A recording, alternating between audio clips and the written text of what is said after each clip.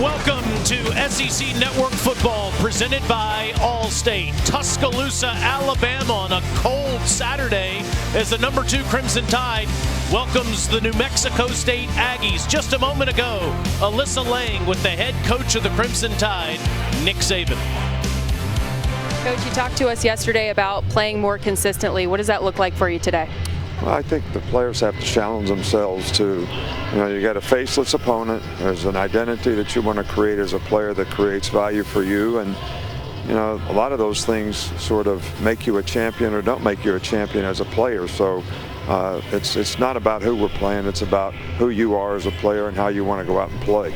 You talked to us a little bit about pass protection, your offensive line, and Bryce Young. What do you want to see from them today? Well, I think we got to do a better job of protecting the quarterback. I think we also have to do a better job of creating balance in the run game and be able to run the ball effectively so we don't get in as many long yardage, drop back pass kind of situations.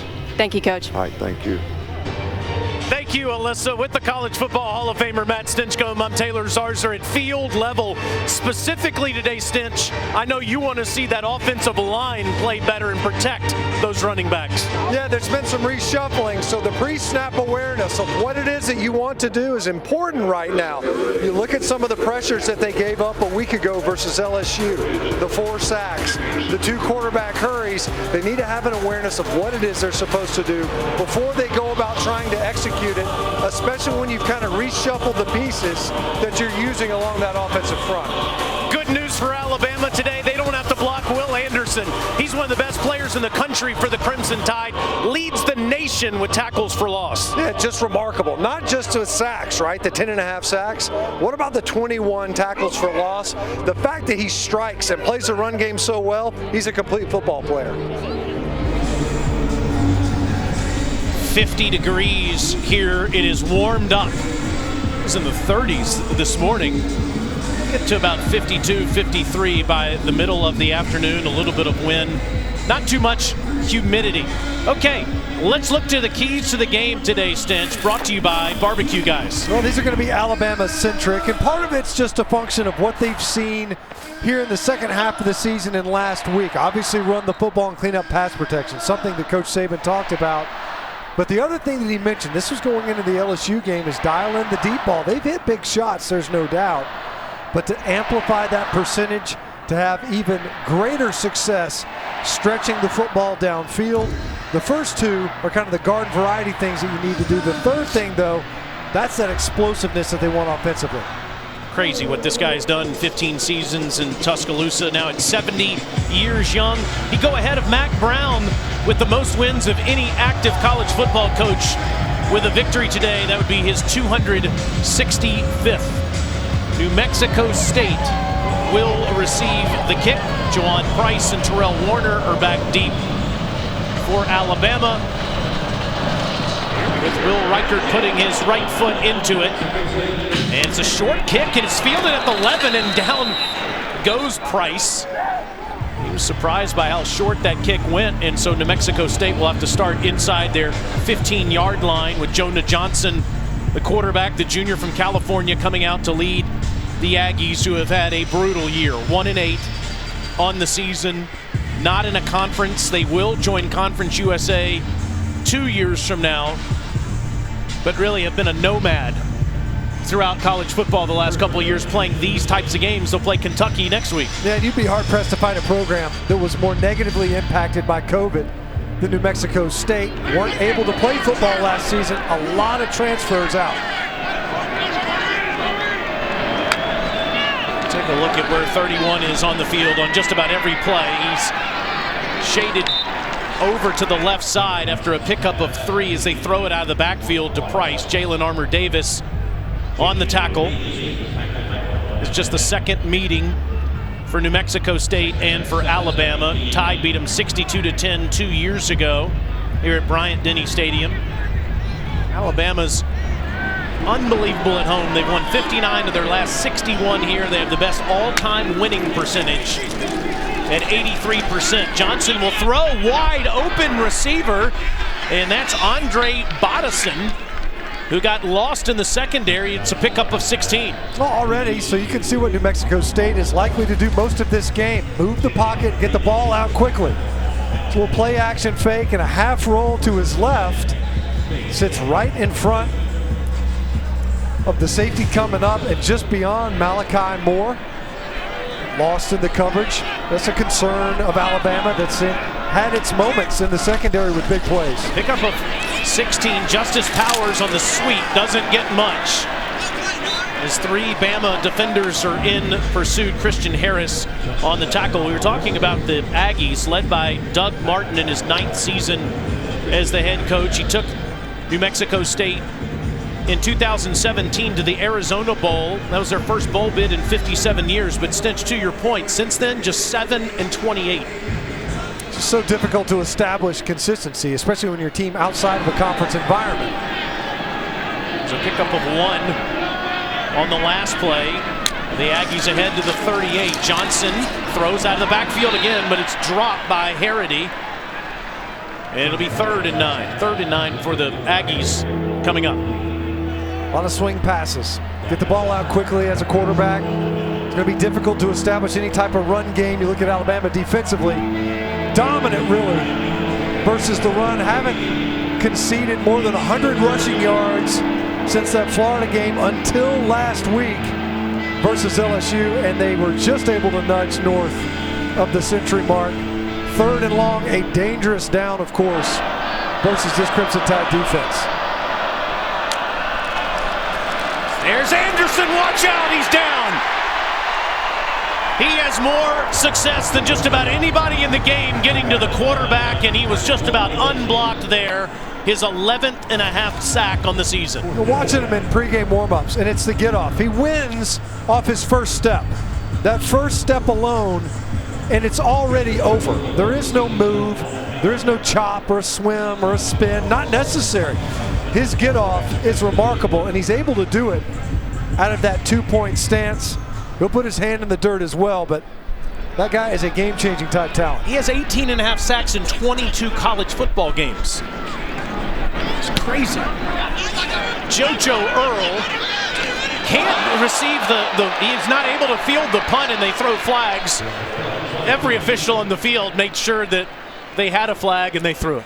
Yeah, it was like a participation trophy at the end of that one. Did you throw a flag or not on that? You got to give JoJo a shot at it, and the Aggies didn't do it. As you see, Dylan Early.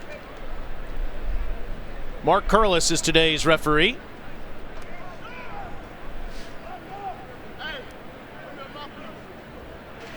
There is no foul for kick catch interference. The defender was blocked into the receiver. First down. All right, so despite everybody throwing their flags, they picked them up. And Bryce Young, after the 43-yard punt, comes onto the field. The sophomore from Pasadena, California, 4th nationally in passing with 28 touchdowns. That's number 1 in the SEC. First 9 starts, Stinch, 1 more touchdown than Tua, who did have the record for most touchdowns in his first 9 starts. This guy has been outstanding. Yeah, the coaching staff is universal in its praise of Bryson Young and the way he has played this year. The poise that he has demonstrated, and under duress, as we mentioned last week. Yep. It wasn't just the sacks. He took some hits, a lot of hurries as well. They got to keep it clean and give him a better environment. Fake to Brian Robinson, and they swing it out to Slade Bolden, and Slade is up near the 38-yard line.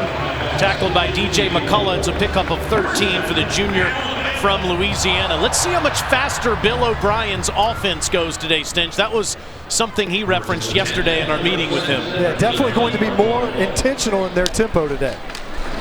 And it's a handoff to Robinson, and Robinson bangs ahead to the 42-yard line. Could not get anything going last week against LSU. Just 13 carries for 18 yards. He didn't have a run over 4 yards last week. Yeah, it had to have been frustrating for the offensive side of the football the way they ran it last week. Another quick throw, and it's Mechie. And John doesn't get much. DJ McCullough right there with him. And Jamison Williams has been a lightning rod for this offense, but one of the things where he has been somewhat deficient is blocking. He has not been as effective. It affected the run game, and it affected that play there. Was unable to keep Mechie clean as he made that reception. Tied number 2 in America on 3rd down conversions at 55%. It's a 3rd and 4. They need to get it past the 47-yard line. Young has all day, swings it out to Robinson, and Alabama is going to punt. Chris Ojo was able to wrap up Robinson there. 4th down. You can see the Aggies a little bit from LSU there, showing those mugged up linebackers in the line of scrimmage. This is a really nice tackle in space versus Brian Robinson. You got a man to beat and another tackler coming on down. That's a big stop for New Mexico State here to open this game. James Burnham, the Australian freshman, was a 39-yard average on the season. Will punt it to Lawrence Dixon.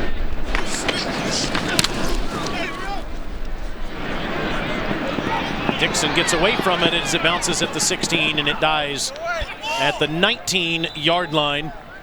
A 37-yard punt, no score in T-Town early on a Saturday.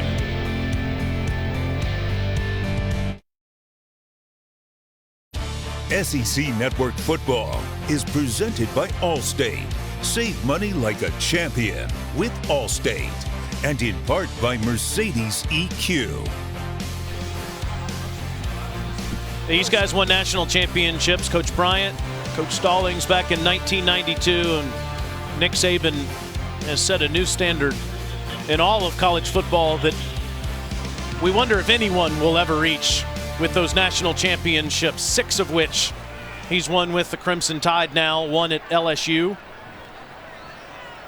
No score, almost 5 minutes into the game. Johnson on the run, and that is an up-for-grabs ball that's incomplete. Jared Wyatt unable to make the catch as Josh Jobe was fighting for the football with him. 2nd down. Done up a little pressure that time.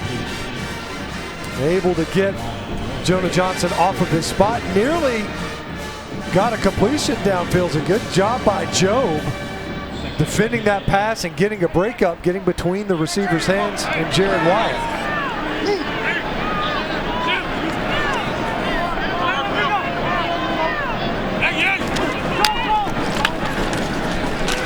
It's a run for the Aggies, and it's Jawan Price. Not able to get much up to the 22-yard line. Stinch, what do you think of the Alabama defense as the season has gone on? They've had to replace so many players that got drafted off of their secondary that won the title last year. Yeah, and the secondary was the area of concern, and even Pete Golding talked about that a little bit. Knew that they were going to have some work to do. That's certainly been the area where they've conceded the big plays. Guys confused in coverage at times. The front 7, Will Anderson, obviously a household name, but I feel as if they've been underestimated, undervalued maybe over the course of the year. Anderson's at the bottom of your screen. He's blocked up on the 3rd and 8, wide open, past the 40, up to the 44 is Cole Harity. And again, an open space in the secondary for an Aggie receiver to make a 1st down catch. This is 20 yards. And once again, just getting lost in the coverage. Jalen Armour-Davis was underneath it. Jordan Battle was the safety over the top to that side of the field. And an explosive play for the Aggie offense. We just got done talking about the secondary, where that's been the issues. Not physical errors, but mental. To Omari Samuels. Johnson rolls out and throws out of the backfield to Thomas Whitford. The big tight end from Rhode Island picks up 5 more. And Coach Golding was saying that overall, he really likes the execution and the consistent performance from the defense, but there's 1 or 2 catastrophic mistakes during a game that have cost him. See Texas A&M, see Florida. 2nd and 5, try the other side, and it's Harity again. Another 1st down for the Aggies into Alabama territory. That time a good job by Jonah Johnson. So they brought the slot pressure. A little bit of perimeter pressure from the edge. Jordan Battle spinning down into the coverage, but not before they were able to make that completion and convert the sticks.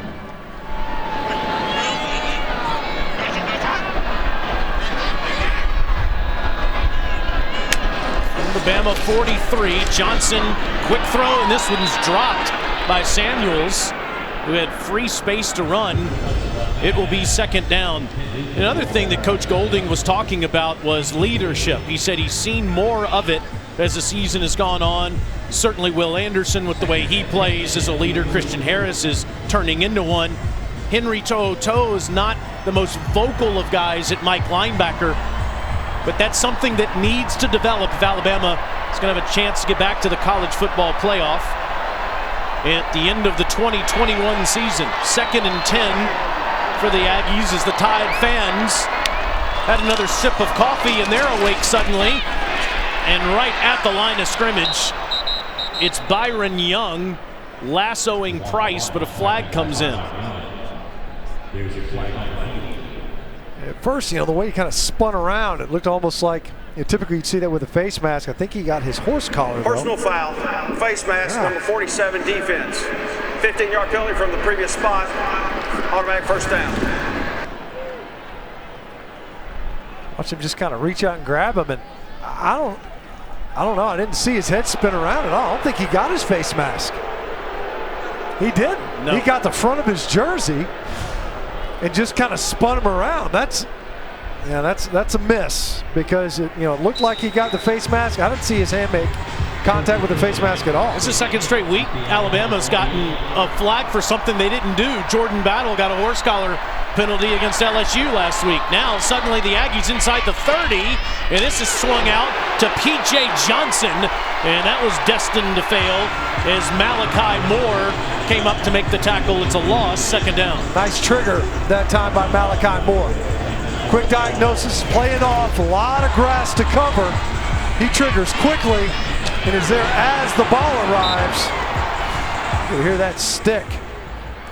A personal foul though, so you get the pass downfield and you pick up a 1st down and a half on a phantom face mask. Loss of 3, 2nd and 13.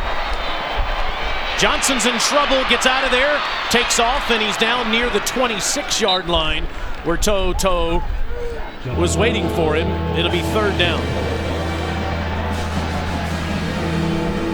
3rd and less than ideal. We've already seen it. So a 3rd and long earlier.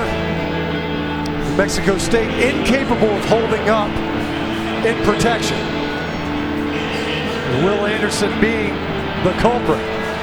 The 31 at the bottom of the line of scrimmage, working against the right side of that New Mexico State offensive front. Johnson under trouble, and there he goes down as To'oTo'o on the blitz.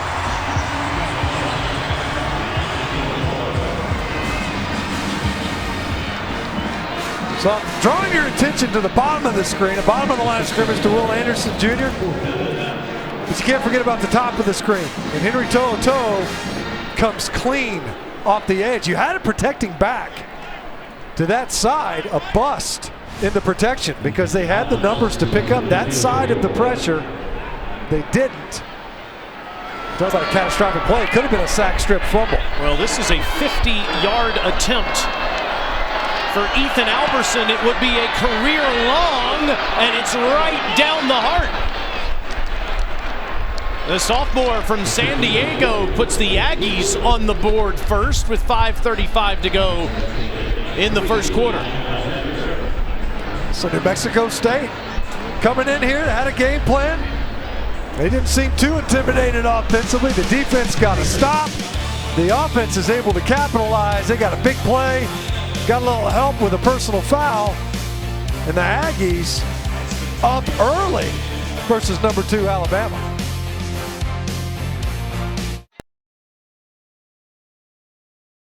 With the early lead on the Gators, Todd Grantham, the defensive coordinator, fired after the South Carolina game this past weekend. Gators off to a rough first 9 games of the season as Alabama calls for the fair catch just shy of the 30-yard line. Cameron Latu with the fair catch there, and the Crimson Tide will get started on offense. Some shuffling on the offensive line, Stinch. That's Damian George who gets the start at right tackle today. As you see Chris Owens just 2 spots to his right. Owens was the right tackle.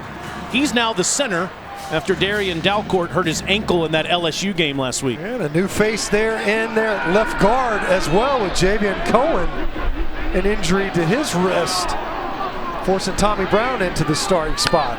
So 3 new shuffling spots. Young looks back and has Robinson, and he's down just shy of midfield. 21 yards. So give credit where credit's due. I was on Jamison Williams early for his blocking. That time did a pretty nice job of screening off the defender downfield so Brian Robinson could pick up an additional 6 or 7 yards. Alabama wants to go fast, as they have it now at midfield. Young fakes to Robinson, over the top, it's wide open to Williams. Jamison again, touchdown Alabama.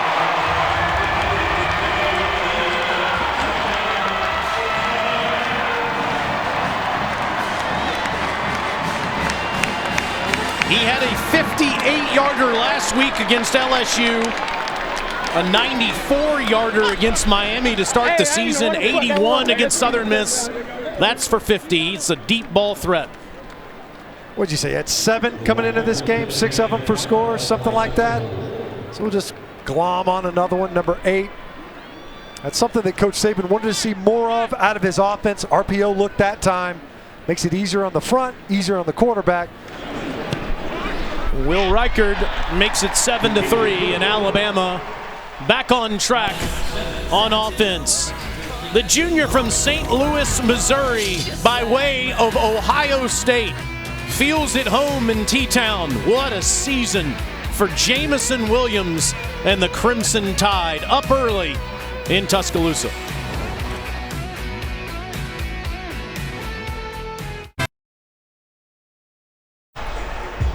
Crimson Tide taking the lead over New Mexico State with 4:51 to go in the first quarter. On the 8th offensive play of the game for Alabama, Jamison Williams with a 50-yard touchdown catch from Bryce Young.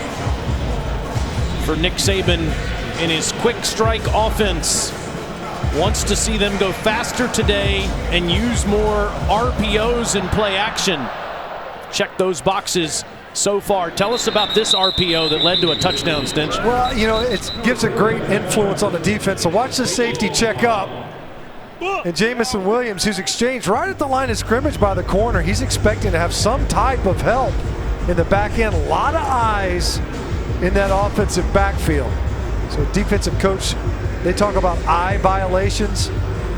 Like Spaziani's over there going, guys, you can't get caught up in that offensive backfield on the fake. That could have easily been a handoff. Instead, Bryce Young pulls it. It's another big play to one of his favorite targets in Jamison Williams. New Mexico State went down the field on the Crimson Tide and ended up kicking a 50-yard field goal the last time. Johnson's under duress as Will Anderson was in the backfield with him, but he gets it off to Tomas Whitford. And he makes the catch up at the 36-yard line. It's an 11-yard completion. How about the start for Jonah Johnson in this game? Hit some shots downfield that time. Somewhat under duress, able to deliver a strike. 7 of 10 for 67 yards for the quarterback so far, and that ball goes to Price, and Price runs head on into Tim Smith for a loss, second down. Tim Smith did a great job on that snap, getting upfield right now, disrupting that run play. Smith, the sophomore from Guilford, Florida, getting a bunch of reps in the interior of Alabama's defensive line with DJ Dale. Johnson throws, and it's a short pass back near the original line of scrimmage where Warner makes the catch. It'll be 3rd and long after Jobe makes the tackle. A 3rd down now. What's so interesting about Will Anderson? He's a great edge rusher, but on that snap, he's in a 4-point stance. A 4-eye. That means he's lined up basically head up an offensive tackle. He's not trying to play on the edge.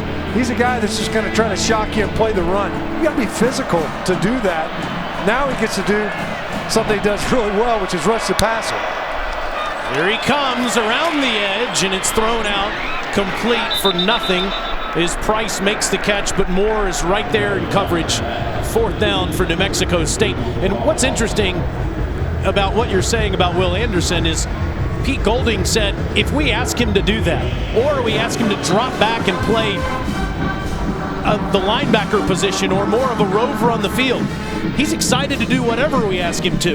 Most of the time you say, I'm not sure I can do that. This guy says yes to everything you ask him to do. He's capable of doing it too. You know, so there's guys maybe that might have the willingness but not the ability to execute on it.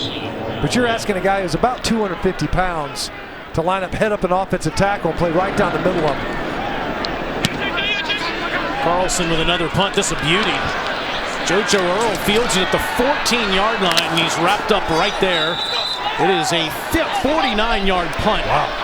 And Earl losing a couple of yards on the return, and he's not off the ground yet. We'll check on him in just a second. Tonight, SEC football final has you covered with the biggest stories of the day and breakdowns of all the games. Dari Noka hosts along with Gene Chizik, Chris Doring, and Benjamin Watson. It's at 10:30 Eastern after Arkansas and LSU right here on the SEC Network and the ESPN app.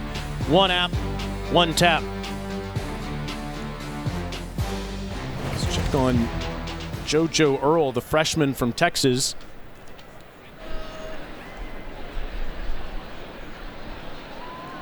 Tough to see what exactly happened to Earl, but he is still down on the field.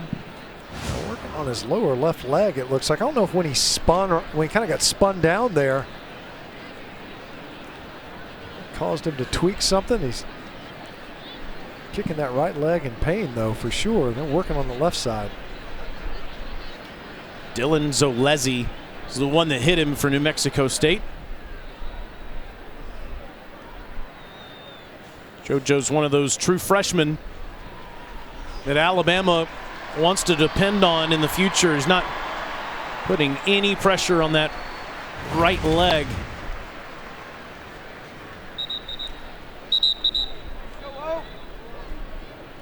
Maybe just when he planted, Stench must have injured something. You know, in some ways, it's a little reminiscent of the injury to Haynes King, the quarterback for Texas A&M earlier this year. He kind of got spun around on that left leg while it was the left planted. one, yeah, you're right. You know, it looked like it torqued a little bit, like his cleats caught the turf as he was getting spun. Definitely no weight being put on that leg at all. Alabama at the 14, an option toss to Robinson. Bryan gets around the edge, and that's more like what we've seen from the fifth-year senior all season. It's a pickup of 17 yards for the fifth-year senior from right here in Tuscaloosa. Now, take nothing away from the offensive front, but that's perimeter blocking that makes that play go. And once again, Jamison Williams, pretty good job blocking on the edge.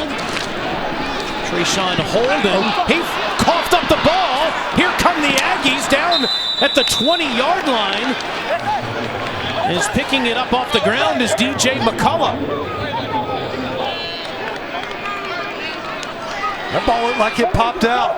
And in fact, Holden wasn't even really arguing it. Ruling on the field of the runner knocked down and fumble is under further review.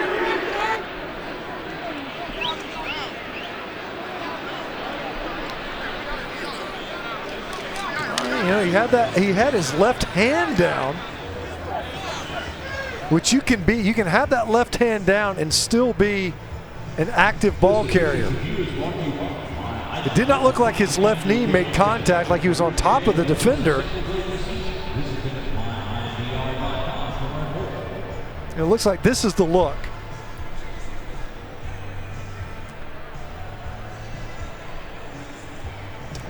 Well, there's the elbow, his left elbow down. But was the ball moving? Ball already coming out? Yeah.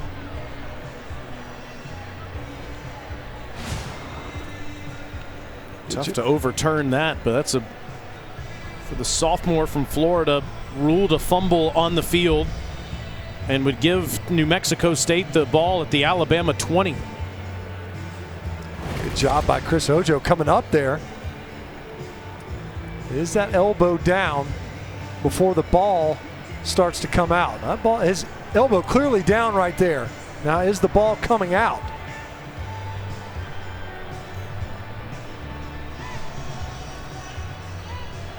Good job by Ojo.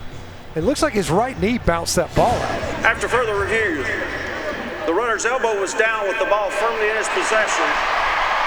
Second down and 13 at the 31-yard line. I think they got it right here. I mean, this was, Mechie's out there blocking. Ojo does a great job of fighting through that block, but it looked to me like Holden's right knee bounced that ball out of his possession, but only after his left elbow was down. You piece those two looks together. That's the way I saw it too, and it was very close. The ball starts moving right after that elbow hits the ground, but Trayshawn Holden can. 12, correction. Trayshawn Holden can breathe a sigh of relief. It was a loss of 2, though, as Alabama will have it at their own 31.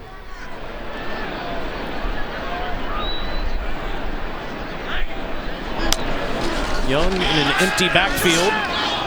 Throws wide open past the 45 is Mechie. Nice pickup in protection, clean pocket.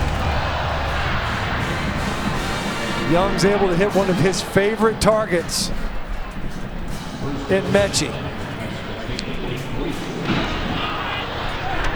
63 catches on the year for Mechie. Jamison Williams is one of those other favorites, and he's inside the 30, down to the 26 as you see JoJo Earl heading to the locker room after being injured on the punt. Right now, Alabama just moving the line of scrimmage. Able to get quick throws to the perimeter and ask their receivers to block. That time to Corey Brooks. Young has all day, he'll take off and give himself up inside the 10, down near the 13. Unlike maybe some other Alabama quarterbacks of the past, especially Jalen Hurts, Bryce doesn't like to do that very often. He likes to stay in there and go through his progressions. It's more of a last option for him. Yeah, he's more of a scramble to throw versus a scramble to pick up yards as a rusher. That time, protection was fine. He could have just pressed up and stayed, but you've got this huge rush lane. Wise to take advantage of it there. Down to the New Mexico State 14, swings it out, gets it to Mechie, and after bobbling it, he'll only pick up a couple of yards to the 12-yard line, but still the tempo that Bill O'Brien's offense is running with here in the last couple of drives is, I know, something that was a huge point of emphasis for him today. Yeah, and you look at it, it's a numbers game. You look out there, there's 2 over 2. 2 defenders over your 2 receivers. One's playing off. The non-receiver, the intended receiver anyway, you block for the other. Bryce Young 9 for 9 to start the game here in the first quarter. 10 for 10, touchdown Cameron Latu.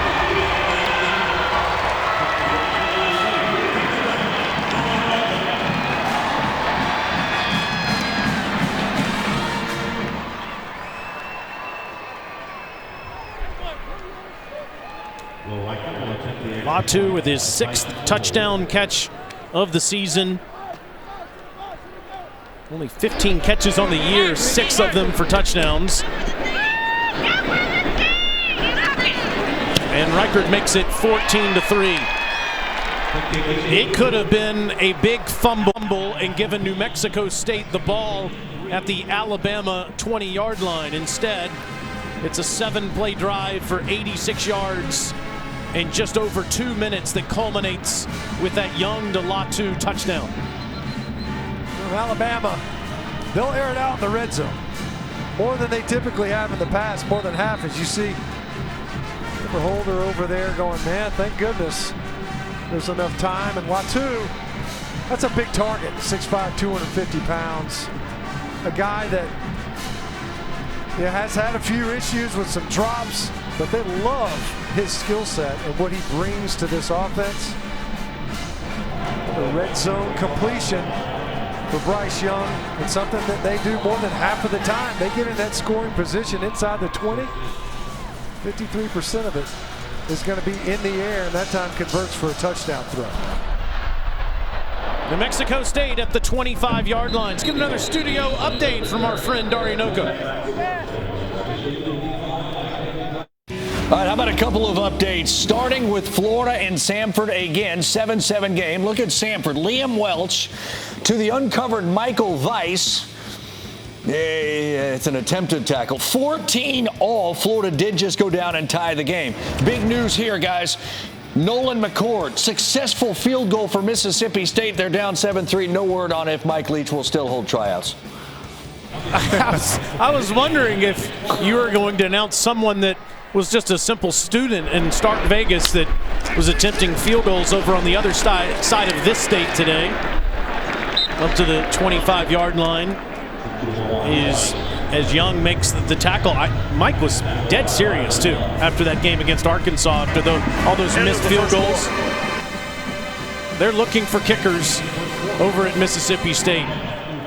The Aggies have one. They made a 50-yard field goal in the first quarter from Ethan Albertson to start the scoring, but the Tide have 2 touchdowns and lead New Mexico State 14-3 at the end of the first quarter.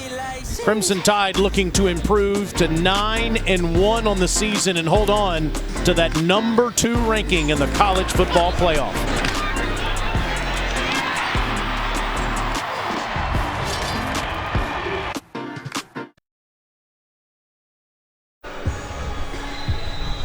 Start of the second quarter on a beautiful day here in Tuscaloosa.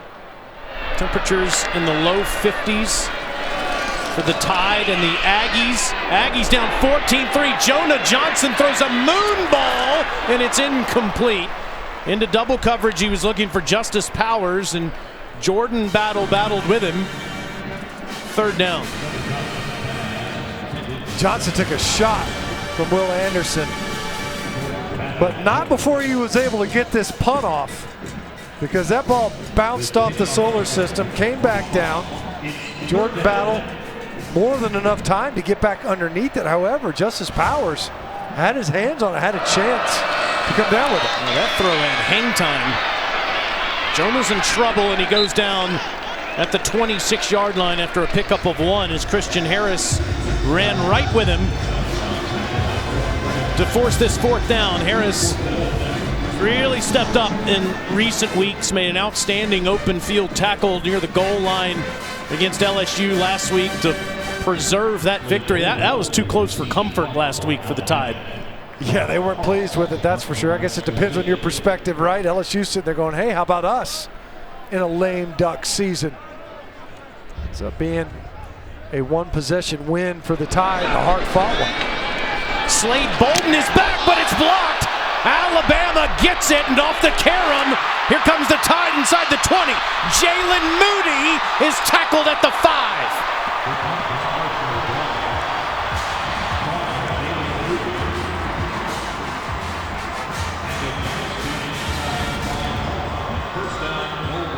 This was a meet me at the punter block right here. I mean, it could have been any number of Crimson Tide special teamers that time.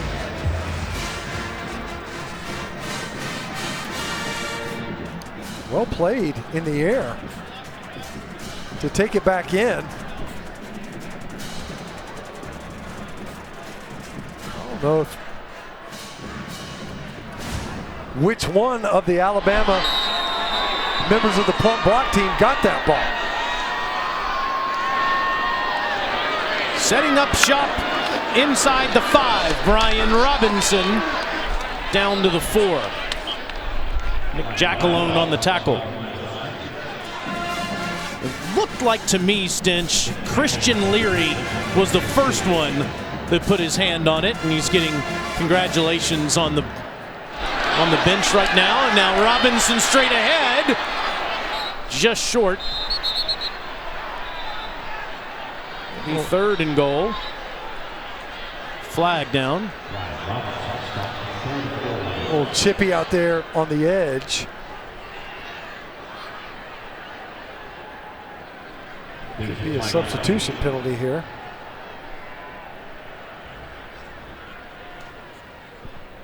Yeah, that's exactly what it is, an illegal substitution penalty on New Mexico State.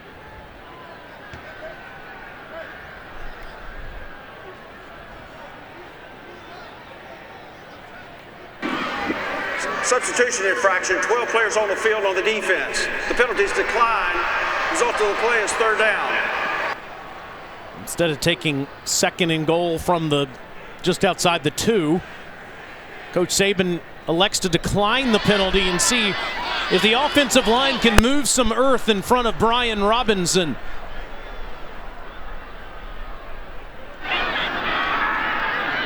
Robinson's extra effort, touchdown Alabama.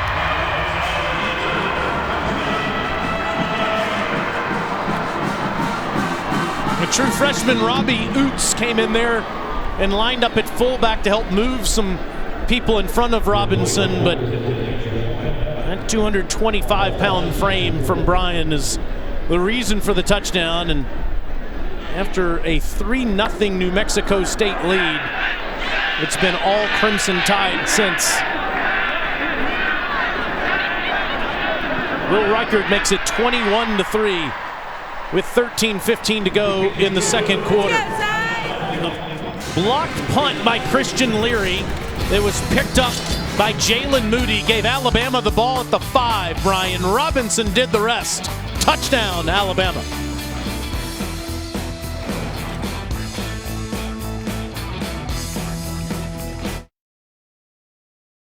Crimson Tide's off to a 21-3 lead in the early parts of the second quarter. Good crowd on hand. They have one more home game next week against Arkansas before they will play Auburn 2 weeks from now.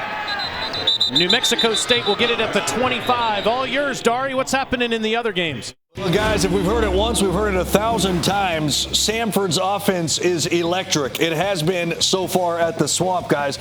209 first quarter yards against Florida. Liam Welch to Jay Stanton, 40 yards. Samford, 21 first quarter points, and they lead the Gators by a touchdown. What's going on, guys? We saw it last week against South Carolina, Dar. The Florida defense has been an absolute disaster, and it continues again today after firing Todd Grantham. Jonah Johnson on an end around to Powers, and Powers doesn't get anything, maybe 1 yard. 2nd and 9 as Helms makes the tackle. Helms is slow to get up too. Junior from Washington, D.C.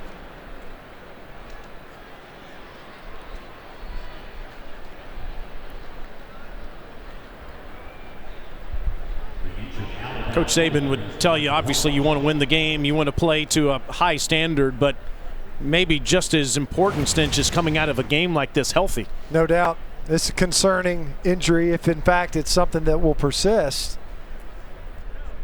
Kind of hard to tell, even in looking at it again.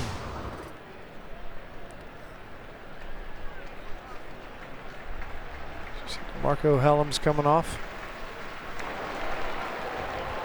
Well, guys, one of the things that Pete Golding was telling us yesterday during meetings that I thought was interesting, obvious but interesting, is that they have to literally cover every crevice, every possibility every single week. It doesn't matter that New Mexico State's not an SEC opponent. He said when you're Alabama, you can't necessarily trust the tape that these teams have put up all season long, because when you're the Crimson Tide, they're going to throw the kitchen sink at you. So it's so much more preparation than maybe other teams when they've got an opponent like this coming in, because they know what they're going to see offensively is so creative. Some good adjustments they've made so far. I know you're paying attention, Alyssa, to these injuries too. You told us that JoJo Earl is out for the game. JoJo Earl, rather, is out for the game after he was carted off. Now Helms hobbles off. Daniel Wright comes in for Helms.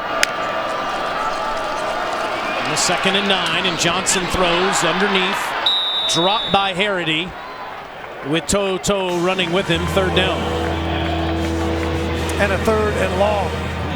You know, early on, they had pretty good success. It was the first down plays, early down plays. See if you can't get into 3rd and manageable.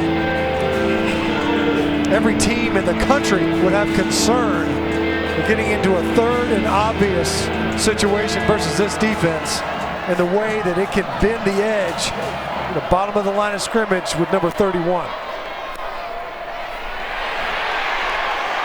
He can't get out of there. LeBrian Ray finishes him off. Dallas Turner had a shot at him. 4th down. Yes. You know, that's twice now where we've seen it. That time they gained Will Anderson, meaning he kind of pirated inside, stunted inside of the block of left tackle, and instead the pressure comes from the opposite side. You think in your protection scheme, you find number 31, it's not always enough. And eyes wide open, the punt's been an adventure. Okay. They get this one off. Slade Bolden at the 42 after Earl went down. Bolden, the backup punt returner, is inside the 35-yard line. Pushed out at the 34. All Crimson Tide here in T-Town.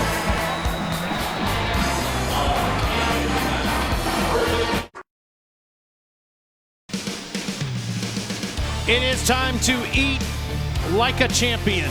Ramajamas, an institution in Tuscaloosa right outside the stadium here in Tuscaloosa, owned by Michael and Gary Lewis. Breakfast sandwiches today, Stinch. Yeah. Delicious. Got a little bacon, some eggs, some cheese on here. Phenomenal. I feel like a champion. For every meal of the day, Ramajamas is outstanding. Alyssa, how is it down there? I got a nice bacon, egg, and cheese sandwich. It's delicious. Ramajamas is Ramajamming on game day, too. Like, line out the door. Amazing. My first time here. I think they said if Phil Mathis's mom was in there, she was ordering up some food. She knows where it's at on game day. I feel bad for everybody else on the crew. There's just not enough to go around. Young swings it out to Mechie, and he's inside the 40 down to the 35-yard line. So hard to pick a spot. Growing up in this state, coming up here, going to college football games throughout my life, there's, of course, Waysider, which is where Coach Bryant used to go eat breakfast. Ramajamas right outside the stadium, which does have tremendous milkshakes. We may have to stop by there post-game, yeah, and maybe get a milkshake, Stin. That's not a bad idea. We got time at halftime maybe to hustle down there. Young fakes to Roydell Williams, goes to the end zone. Another touchdown for Jamison Williams.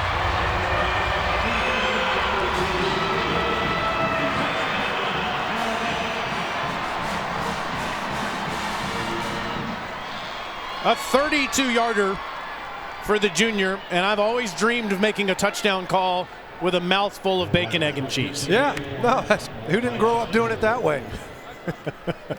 That's going to hurt Jamison Williams' touchdown reception average. I think it was a 50-yarder earlier, am I correct?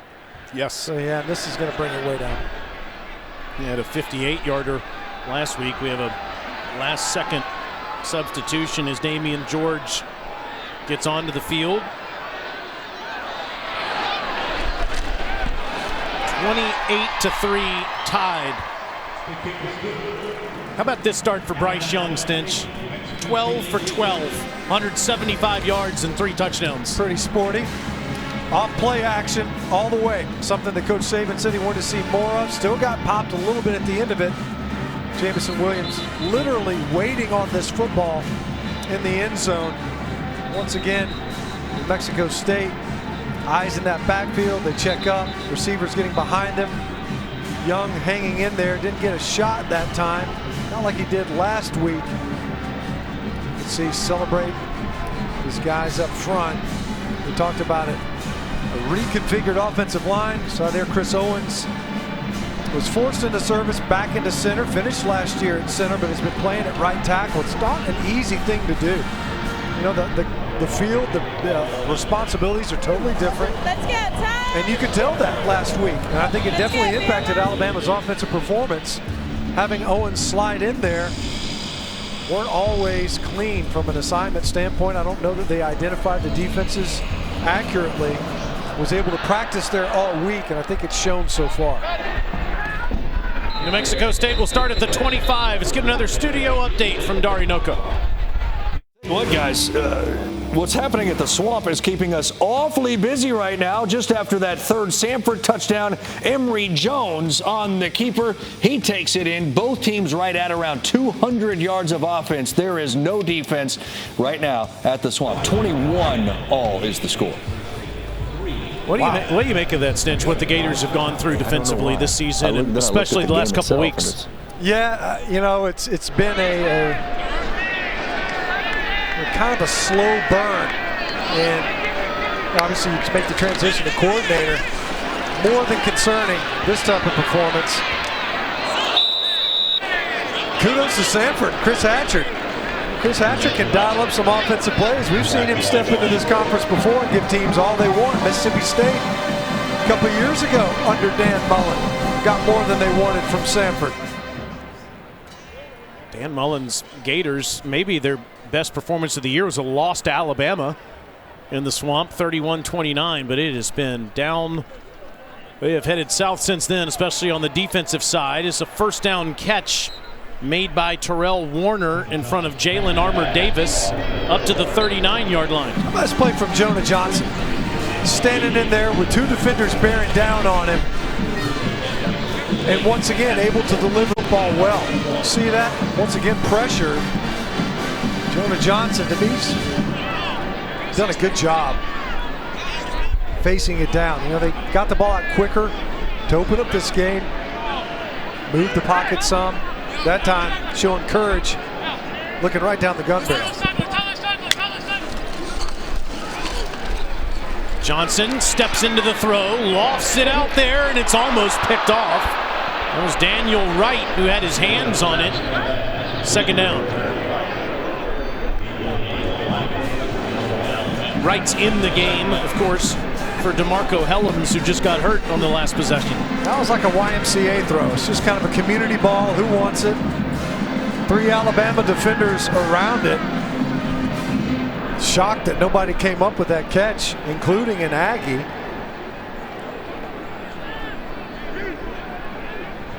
Man of the people, Matt Stinchcomb, always giving shout outs to those great community organizations. 2nd and 10. Here's the toss to Price. Not getting much. Armour-Davis, the junior from St. Paul's Episcopal School in Mobile, Alabama, on the tackle. Is that in Mobile? Okay. Yeah. I didn't know where that was. Did not see that on the roster. Might have a couple of grads here in the booth today. Okay. Well, once again, just so challenging. Jonah Johnson, talk about his ability to handle the pressure, and at the same time, on these downs, we've seen it opposite of where Anderson is lined up, this time at the top of the line of scrimmage. Johnson throws, and it's incomplete. Alabama able to get pressure off the edge again. Dallas Turner, the true freshman from Fort Lauderdale, has really played well the last couple of weeks, had 2 sacks last week. He was in the backfield there. You have to think, if they end up getting, they lost a pretty darn good edge rusher, Chris Allen, the opening versus Miami. And if that guy gets back in this lineup before the season's over, so now what do you do from a protection standpoint? Because if you got one guy on one edge, you slide it, maybe put a tight end over there, put a protecting back over there to help. But what about the other edge? Bolden had a great return last time. This over his head, caught at the 10. And he's tackled up near the 23-yard line. A 49-yard punt, tied back on offense with a perfect Bryce Young.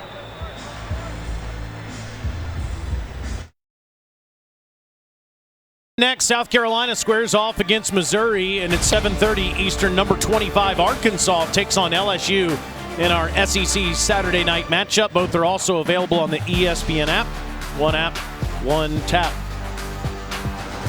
SEC West standings, the Aggies still in the picture. They need an Alabama loss, and of course they would have the tiebreaker since they beat the Tide. Auburn and Ole Miss after that. Who do you like? Well, you know what? We'll save that. I think maybe don't peek too soon. I think there maybe we'll show your A&M Ole Miss pick coming up here in a little while. Arkansas LSU should be fun tonight down in Tiger Stadium. Brian Robinson doesn't get much. Tackled by Cyrus Dumas. I can't figure out LSU. That performance last Saturday night here, throwing the kitchen sink defensively at the Alabama offense. was so impressive to watch, but we haven't seen that same kind of spirit from LSU throughout Coach Orgeron's last season. Bryce Young will run, and he's down at the 29-yard line. What do you think Arkansas, who Alabama's playing next week, will get tonight from LSU? Yeah, that's the crapshoot of the whole thing, is that what are you going to get at LSU this year? They go in there and slap Florida around earlier this year. Young, still perfect. First down throw to Mechie. By the way, on that last scramble, that was due to coverage, by the way. Great protection by the guys up front. You know, looking back on it, though, LSU has been almost schizophrenic in their performances. We've had a lot of guys opt out of finishing the season.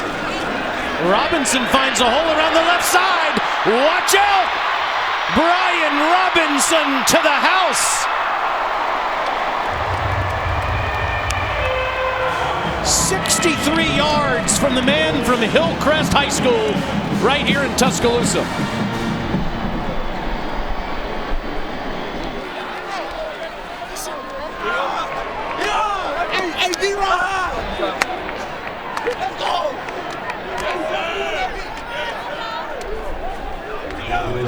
Earlier in the game, Robinson passed Saran Stacy and Glenn Coffey, and Robinson has moved up to 18th all-time in career rushing numbers, and he's got 2 more touchdowns today as well. Brian now has 29 in his career. These numbers are a bit more like it after only getting 18 yards last week in the entire game. He has 89 in the first half today, a 63-yard touchdown run, all tied here in Tuscaloosa.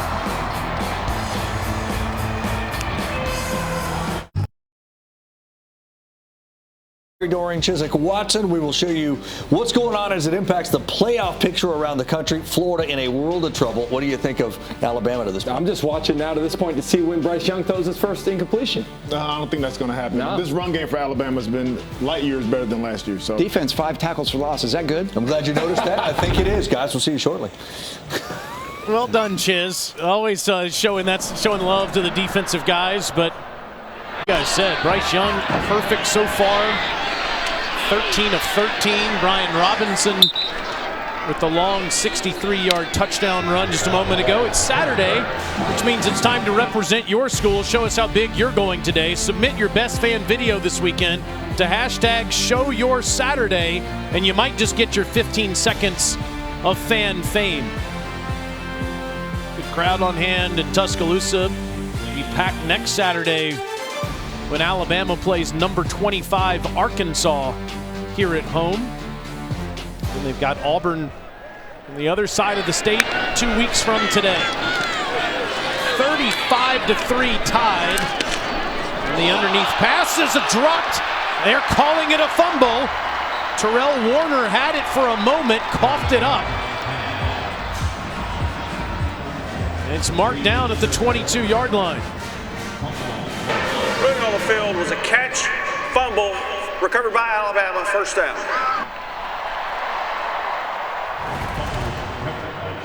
An offense that doesn't need any assistance, and another short field. So we've seen special teams set up a short field. And now the defense able to get a turnover or takeaway this time. To say they've been opportunistic is an understatement. Coming into it, you think about Jordan Battle taking one of the house earlier this year. This time a nice rake, get that ball out of there. Christian Harris is the one that raked it out, and Justin Eboigbe is the one that landed on it to give Alabama the ball at New Mexico State's 22. Alabama's forced a turnover in 88 of the last 94 games they played. And Young is now thrown his first incompletion. He was looking for Jamison Williams, and that ball was not spinning the way that Bryce usually spins them. That ball was tipped right at the line of scrimmage. Get a hand up. That ball got tipped right as it came out of Bryce Young's hand. Lucky it didn't get picked to go the other way. There's your first incompletion. True freshman Dylan Early, almost the recipient. Back to the ground, and Robinson inside the 20, down to the 18-yard line. Young had a game like this against Southern Miss earlier in the season when he set a school record for completion percentage. He was 20 of 22 passing in that game with 5 touchdowns. May set a new standard with the way this one's going. It's a 3rd and 6. Alabama #1 in the SEC, converting on this down. Low snap, gets it off. 1st and goal inside the 10 to Mechie. Good job up front once again. We talk about some of these things that they're looking to get accomplished. The ground game going a little bit. That time the protection held up, and now quick over the ball. Robinson hits the hole hard inside the 5 and down to the 3. Had a physical finish to that run. Chris Bell coming up from safety. Saves the touchdown, pays the price on the 2-yard line. See how quickly Alabama keeps going. Young takes it out of Robinson's belly and ends up losing yards back to the 8-yard line as Cyrus Dumas stayed at home to make the tackle. 3rd down. He's looking to read. You see that edge defender, and he pulled it a little bit late. Gave enough time for Dumas to trigger upfield for a negative yardage play right here in the red zone.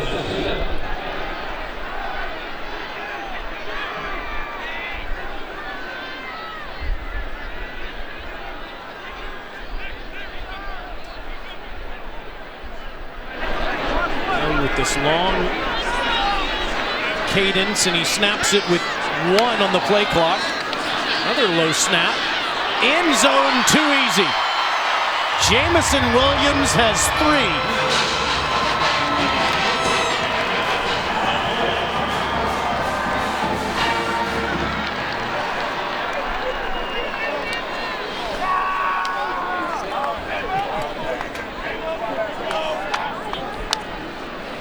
Mexico State kicked a field goal to start the game, and Alabama has scored the next 6 touchdowns. 42-3.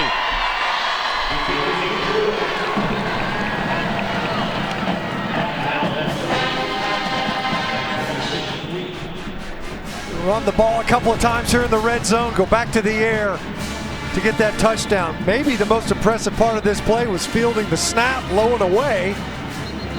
Bryce Young, athletic enough to field it, get it up, and get it out to Jamison Williams, who is having himself a day. Explosive playmaker, great hands. Had a couple opportunities to block in this game as well.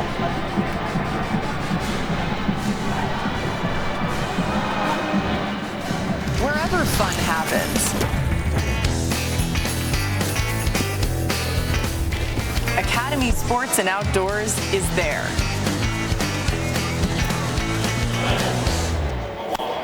It's 42-3 here in Tuscaloosa with Matt Stinchcomb. I'm Taylor Zarzer. Let's go to the field in Alyssa Lang. Yeah, guys, Jamison Williams obviously has had a big day so far. Henrito O'To'o started the day with a big-time sack. We got to talk to them yesterday about what they wanted to do in this game today, and they immediately lit up and they were like, we want to get some of our other guys in this game. We want to get some of the younger guys reps, and we know we have to come out and do our job and do it solid if we want some of our teammates to get some playing time. I think it's safe to say we'll probably see some of those guys today. Oh, I bet you will. We will. Paul Tyson, Jalen Milroe at quarterback. Number 48, the receiving team signaled for a fair catch. However, he was not the one to complete the catch. It was caught by another player at the 12-yard line. It is dead at that spot. 1st down. That's why there was some confusion on that kickoff. There's Paul Tyson. Should see him in the next couple of drives. He's played sparingly this season as the backup to Bryce Young. Jalen Milroe's got a little bit of action as well, the 3rd-team quarterback. Should see more of Trey Sanders and maybe even DeMoy Kennedy at tailback for the Tide in the second half. Jonah Johnson almost throws another pick as it was in Armour Davis's hands, and he's furious about it. Disappointing, he knows, because he knows he comes up with this catch. It's likely a house call.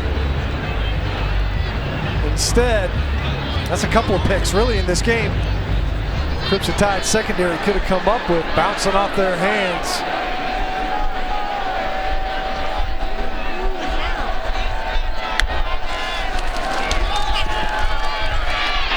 Johnson,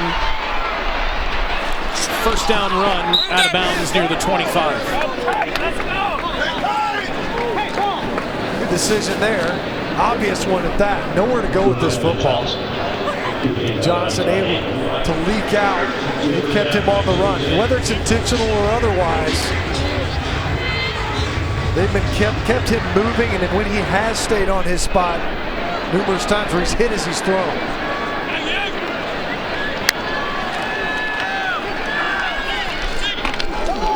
Look at this big hit. Brian Branch has been in the backfield several times. He lays the lumber on Andre Bodison. We've heard a couple of nice hits in this game. Listen to this one.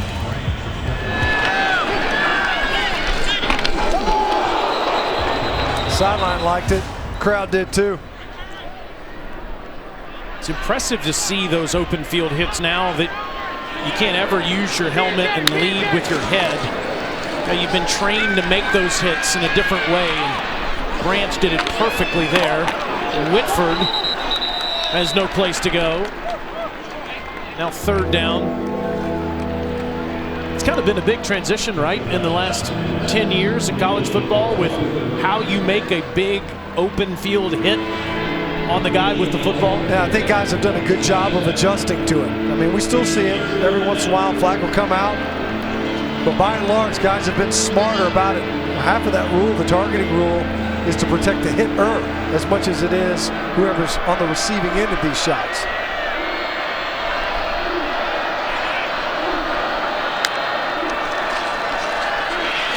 Johnson steps up, and he gets another first down with his feet. That time the Tide with just 3 rushers. You wonder, can they get there with 3? Yeah, they get there with 3.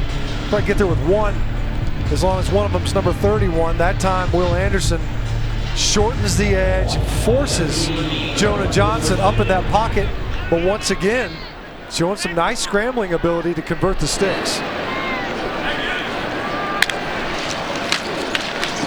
Gets rid of it quickly, and it's a completion out to P.J. Johnson III, a true freshman from Lake Charles, Louisiana, pushed out by Brian Branch. Nice design that way, the outside route kind of screening for that throw. Branch having to navigate through traffic just to get to where he can make a tackle.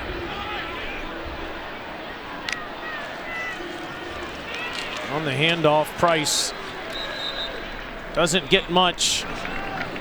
There's Malachi Moore, makes the tackle. It'll be third down. This has got to be so challenging to play for New Mexico State and go through all of this throughout the entire season. Be down 42-3 here in the first half. Have Kentucky next week. I realize what it does for their athletic department. I think all of us are knowledgeable of that. But just to compete in a game like this and be down 39 in the first half against one of the best teams in America. Johnson sacked again. Dallas Turner gets the 4th sack for Alabama in the first half. Really the most difficult part for Dallas Turner on this play was fending off the other Bama defenders to get there first. I mean, there was 3 guys that were right there in position to nearly make that sack. Will Anderson might lobby for the fact that he had a hand on Johnson there. See if he can't get a half sack out of that one. Branch tackled him after he was already tackled. Or snap. Good job fielding it by Carlson. Bolden with the catch at the 15. Flag down on the field after a 49-yard punt with 1:42 to go until halftime. And that's the difficulty, right? Facing this defense. You get a couple of scramble conversions from your quarterback who's out there battling, but it seems like an inevitability. You face these third downs. If you can get there with 3, you can get there with 5. Certainly Alabama's proven that repeatedly. Well, Mark Searles will figure this out. And we might get to see Bryce Young one more time. 15 of 16 in the first half for already over 200 yards passing and 4 touchdowns.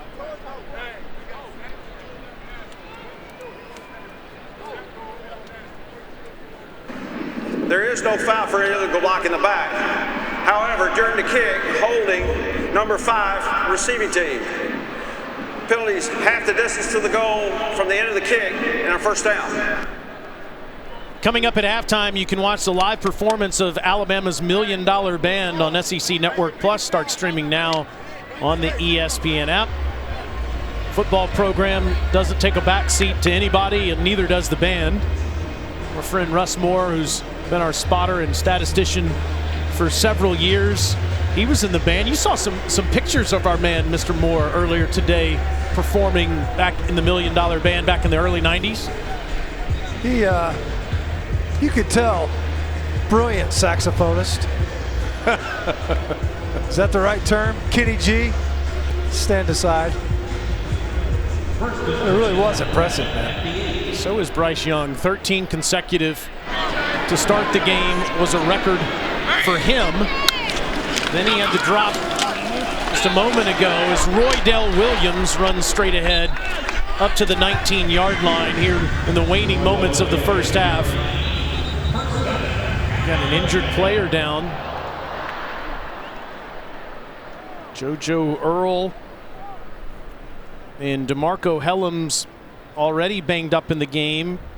And this is Williams, who's looking at his right leg. Remember, Alabama's already without 2 tailbacks. Kamar Wheaton is not available, and Jace McClellan is out for the season. This is the backup now to Brian Robinson, who's favoring his right leg at the end of the play. And this is the last thing you want to see, Stench. I mean, you have Trey Sanders behind Brian Robinson, but Alabama's already moved linebackers to running back with Demoy Kennedy available in the backfield today. Yeah, that position gets pretty lean pretty quickly, and they're going straight to the locker room. Part of that's a function of where we are in the half. Not putting any weight, not much anyway. Those legs just barely tapping the ground. As you mentioned, one of the goals in a game where clearly you're putting this one away early is to see if you can survive it healthy. Alyssa, let's go down to you. Yeah, you guys mentioned JoJo Earl. I was told he's out for the game. DeMarco Hellams was dealing with that lower body injury, but he has been on the sideline. He has been on the bike. I've been told he'll return. Bryce Young back to the air, and he throws Jamison Williams open, streaking down the sideline. They do say he's out of bounds at the 44-yard line, and Williams is furious about it. He wanted another house call. Well, he should be furious because he hasn't had many scoring opportunities today. And for him to forfeit that one along the sideline,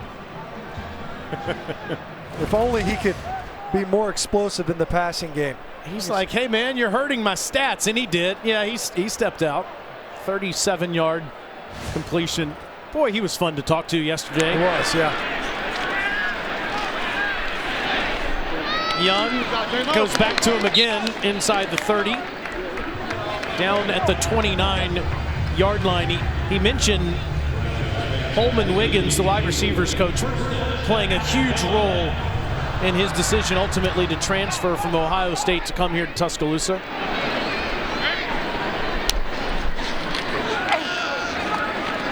Young's been playing pitch and catch all day. Here's another one underneath to Robinson, who's tackled at the 26. Young is 18 of 19. First charge timeout, Alabama, 30-second timeout. As they work on their 2-minute package that could come in handy against Arkansas and Auburn in the weeks to come. How about what you've seen from number 9 in this first half? Yeah, I mean, what do you say about it? It's one of those things where you're looking at him and the way he's performed and the way he came out early. One of the things I think that they love the most about Bryce Young, beyond the productivity, is that he's kind of this calm eye amongst the storm. You know, if the game's not going the way that you want, it certainly has today. It's been clean for him. A couple of throws that maybe weren't exactly perfect, hasn't needed to be perfect. He's done an excellent job, and what they like when you talk to these coaches is how his demeanor, how he conducts himself, his poise. You know, right now, he would be the favorite, I would think, among the Heisman candidate. Well, I mean, look, part of it is you look at his numbers, where he's been, and also the team that he's playing on, and some of the challenges, frankly, that they have faced offensively. He said great protection in this first half. And he takes off and runs out of bounds with a flag coming down on the field. Coach Saban and Bill O'Brien, the offensive coordinator, both raved about this guy's demeanor, his preparation, his leadership. He does it all right. You wouldn't think that a guy that is becoming a starter for the first time would have that kind of maturity. Holding number 13 defense. 10-yard penalty from the previous spot.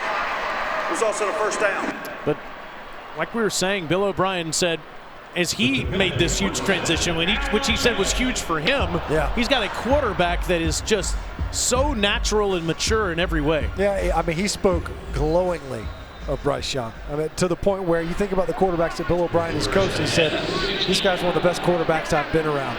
Think about the magnitude of that statement and some of the players that he's coached at quarterback. Young stays in there, surveys the whole field, and Robinson slips, but evidently the knee didn't go down, so he's down at the 11-yard line. Another timeout will be called after the pickup of 4. 29 ticks left. That effort by Robinson just to keep that ball alive. Makes the catch, lost his footing. Did a great job of posting up that hand just to stay up off that turf and keep that run alive.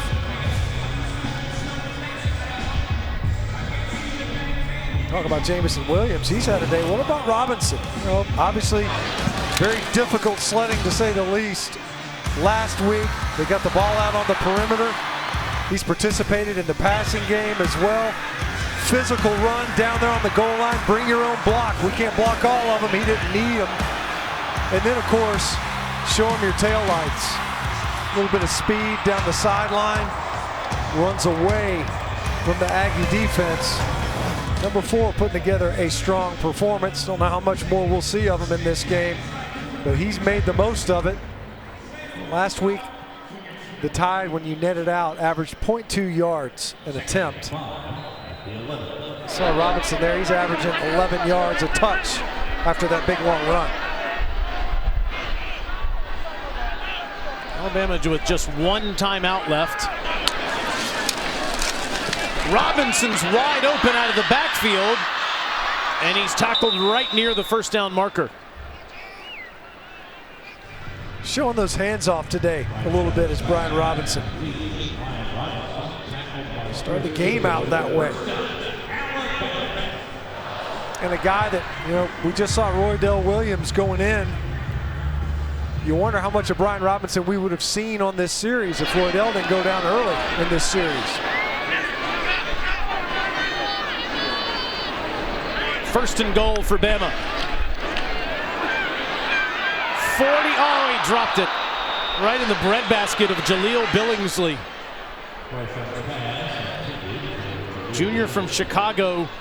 He's had an up and down season at the tight end spot this year. Yeah, the coaches, I think, in general, acknowledging at tight end, they've got talent and capability, but it has been inconsistent, which is kind of was the watchword coming into this week. Coach Saban, I think, hammered it home, and there, a drop in the end zone. Second incompletion for Young. Gets to try again, and this time it works. Billingsley makes up for it with the touchdown here. Bryce Young was 20 of 22 passing against Southern Miss back at the end of September. He's 21 of 23 today with 5 touchdown passes. He's even eclipsed his own record for completion percentage with this performance in the first half. Pretty efficient. I mean, these are numbers that would be a challenge versus air. I mean, you've got a defense out there that's working to avoid it.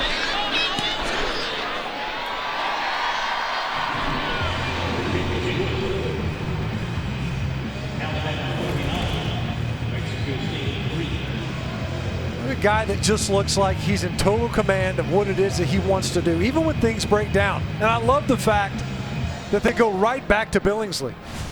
Gets a drop at the end zone. Hey, let's see if we can't get this guy back on track as quickly as we possibly can. Look, they're working on their 2-minute offense. They're calling timeouts, all those things. But there's also individual performances that guys are going to need. They've got 2 more conference games, 2 more division games to finish this season. They've got a challenging opponent, to say the least, at the end of the Iron Bowl rivalry game. They got to have everything. They're going to need everything. They're expecting a playoff run from this team, a championship run. You got to have tight ends step up. Latu gets his touchdown catch. Billingsley gets his touchdown catch. They need that tight end position to step up a little bit. Smart to go back to him.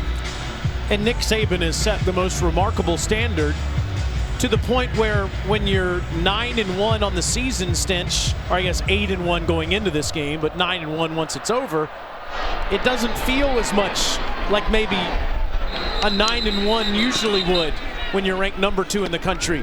You got issues on the offensive line with injuries. Now you have depth concerns in the backfield. You have a secondary that's been in transition this season, and all of the fans are concerned about some of those blemishes that haven't appeared in national championship seasons, which is why you work on all these things today, so that you can have a better chance to win the rest of your games. And they're definitely taking advantage of that opportunity. You know, it's a challenge sometimes from a motivational standpoint. You know what Coach Saban said off the top. You want these guys to take advantage of their opportunity. You want to put what's out there, a championship level effort individually. And so far, I think that they've been able to rise to that challenge. He said, when I watch you on film, I don't watch what team you're playing against. I watch you. Well, if you're watching Bryce Young in the first half, you saw a spectacular performance. And Alabama leading 49-3 at the half over New Mexico State. And Coach Saban is with Alyssa Lang. Coach, how would you evaluate your offensive performance in the first half? Well, I think it was good. I think we got 49 points up there. I know we set up one with a block punt, but I think it's been pretty efficient. We've had better balance. I think it's better. What do you want to see more of in the second half? Well, I think we're going to get to play a lot of players, so I want to see how those guys respond. We need to get them some experience. So, we want to start the second half so we know how to come out and play in the second half. Thank you, Coach. All right, thank you. You saw the graphic on the bottom of the screen. He's going to pass Mack Brown for the most wins by any active head coach. 49-3 is the score. Dari Noka, back to you, my friend, in the studio with the halftime report. TZ, thank you much. It is the Farm Rich halftime report, as I've got my good friends here, Doring, Chiswick, and Watson, as we are watching kind of what we expected to watch, right, from Alabama. We saw them run the football. Welcome back to SEC Network Football, presented by Allstate. The Crimson Tide crushing New Mexico State at the break, 49-3. Could see them empty the bench in the second half today.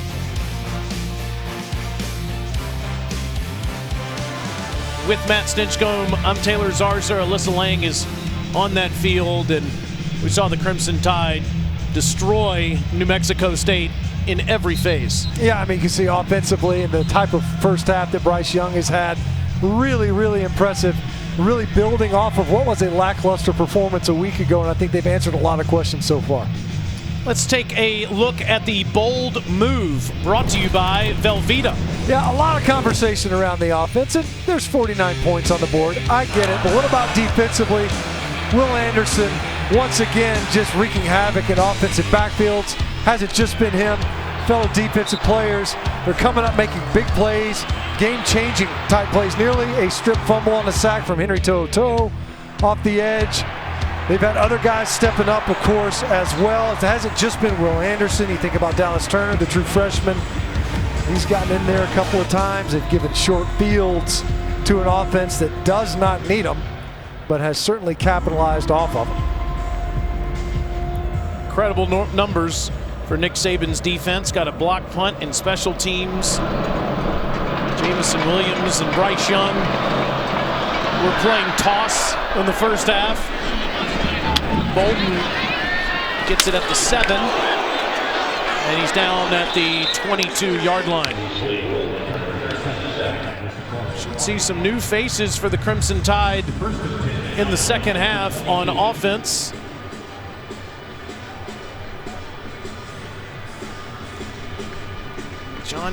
Paul Tyson not yet talking on the bench over there. We'll see if Paul gets his number called in just a minute, but you get a little bit more Bryce Young to start the second half. He was sensational. 21 of 23, 272 yards and 5 touchdowns in the first half. Trey Sanders in there, running back rather, for the first time. And here's Trey. Stutter step. Doesn't get much. Trey, I'm sure they're watching closely to what Sanders is going to do in this second half stint with Roydell Williams injured in the first half. Sanders now is really the only other experienced back that Alabama has that's healthy. Right. You see there, I don't know if that was a little dummy cadence. Like the Aggies jumped early along their front defensively. But you're right, yeah, I mean, getting thin at running back. Offside, number 91 defense made contact. 5-yard penalty, still second down. Justin Segura, sophomore from Scottsdale, Arizona.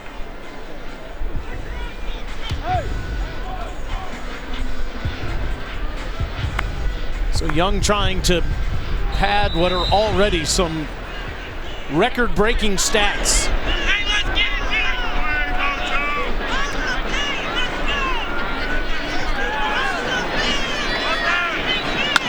Bolden flashing across, and the handoff straight ahead goes to Sanders, and Trey stays on his feet out to the 40-yard line. Big 214-pound tailback. That's from Port St. Joe, Florida, gains 14 on the play. Another nice run to the left side of the Alabama offensive front. Keeping in mind a new face in there at left guard. Tommy Brown doing a pretty good job in relief of Javion Cohen. Sanders, 9 more.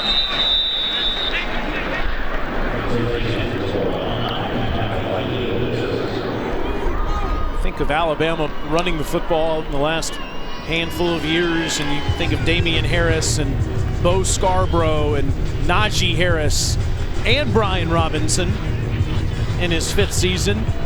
So many options. All of a sudden, after Robinson, gets kind of dicey. Yeah, it's been a little bit more of a singular effort at running back this season in the ground game. Sanders isn't touched until he gets down inside the 40-yard line, down to the 39. Nice cut in the backfield that time by Sanders to see that backside opportunity. You see him press the hole to the left and rolls it back to the right. Physical finish. Takes a nice shot there at the end of it as well. See him running all the way down the field, inside the 35, down to the 34-yard line. 5 more. Sanders only with 129 yards rushing on the season coming into this game.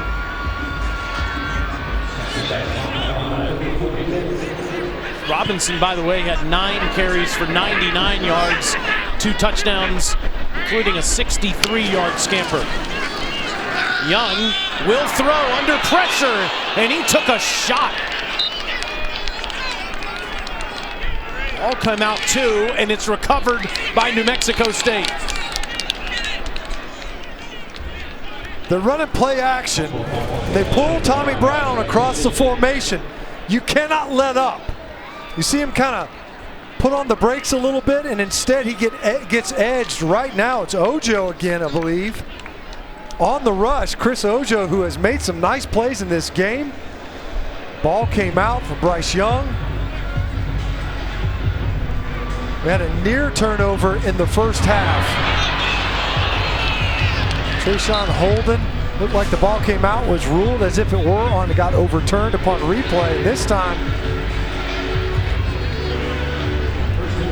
Gibson Tide turn it over due to the fumble for Bryce Young. That's not what you want to see on the first drive of the second half if you're Coach Saban and Bill O'Brien. Johnson throws. It's caught by Harity at the 41-yard line. I was wondering if we would see Bryce Young come back out for one more drive in the second half, and comes out there and takes a huge shot. Tommy Brown has his head down on the bench over there after letting Ojo get that free shot. Yes, Emil Ekiyor. Yeah, the right guard. Yeah, something in his eye or what? This Ekiyor and Tommy Brown gotten a lot of action today on the offensive line for Alabama after that run for a few for New Mexico State. So this will set up a third down for the Aggies. They have to get to the Alabama 48. We're looking at the numbers at halftime. 4 sacks already by this Alabama defense.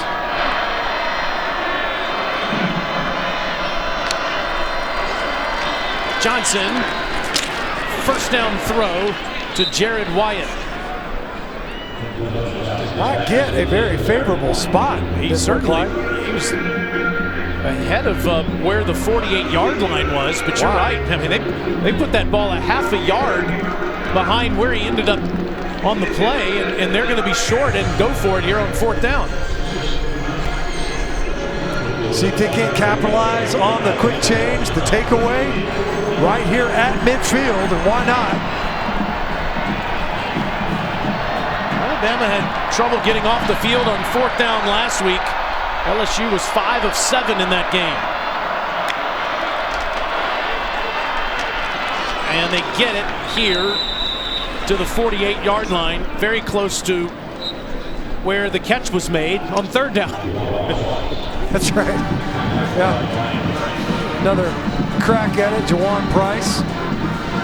Able to muscle that ball forward and get the fourth down conversion. And as you mentioned, kind of a down that's plagued the defense for now 2 games in a row. Jawan Price converting it with the run. Now Johnson back to the air and throws another lob down there, and it's too far in front of Terrell Warner. Second down. Johnson took a wicked shot as he let this ball go. A lot of toughness being shown by number 10 of New Mexico State. This Alabama pass rush. Once again, Anderson down low around his feet. Henry Toto. Clean shot, didn't go to his head. The ball had just been released, but a violent shot nonetheless. Here's Anderson coming around the edge, and down he goes. You can see it happening from a mile away, and Will Anderson with his second sack.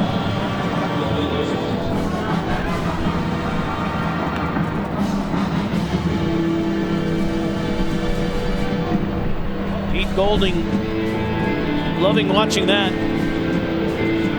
Anderson now with 12.5 sacks on the season. Setting up a 3rd and 11.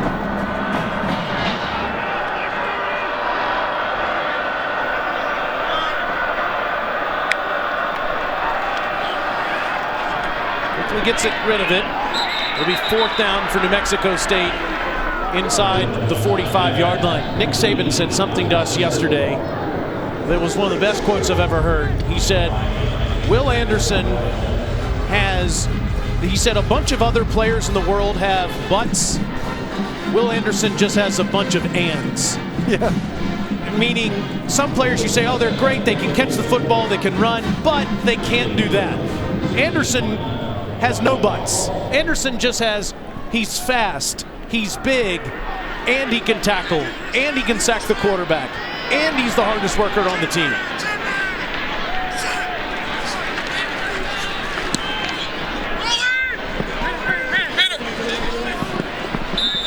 Punt goes inside the 5-yard line, actually marked out at the 8.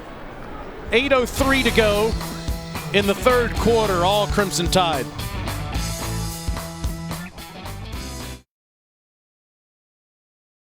SEC Network Football, presented by Allstate, is brought to you by B. It's what's for dinner. Beautiful President's Mansion here on the campus of the University of Alabama, 49-3. Second-ranked Tide over New Mexico State, and Paul Tyson in at quarterback for Alabama, the sophomore from Trussville, Alabama. Yes, Coach Bryant's great-grandson. Big 6'5". Hands it off to Trey Sanders, who gets a couple. Paul's more of a traditional drop-back passer, Stinch. I love this that Bill O'Brien said yesterday. He said that Paul has made his body twitchier.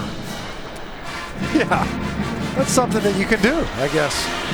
Well, up your twitch factor or something. Either way, they say that he's able to. Sanders doesn't get anything there. Wrapped up in the backfield. It's third down now. Here's Bill O'Brien on the right. Paul Tyson on the left. O'Brien says, as you would imagine, Tyson knows everything about the history of Alabama football. Given the family that Paul comes from, you would certainly expect that. He's also dealing with a new center, Seth McLaughlin. Just snapping these back on a 3rd and 9. Tyson to the air has plenty of time and dumps it off. Up to the 21 to Trayshawn Holden for an Alabama first down. Holden able to make some amends, a near miss, almost a fumble there in the first half. Nice catch, nice conversion. An entirely new offensive front save for Darian George there at right tackle, number 74. He might mess around and just stay at right tackle for the balance of the season. He's played pretty well. Damian, the sophomore from Houston, Texas. Sanders, no place to go.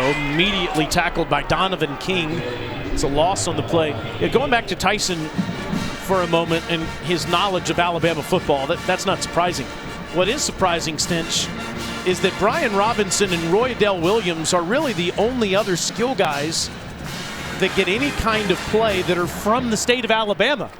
You know, usually in the history of this program, you see so many guys that grew up somewhere in the state. Yeah, you got guys from California, and Utah, and Missouri, and Georgia, and Canada.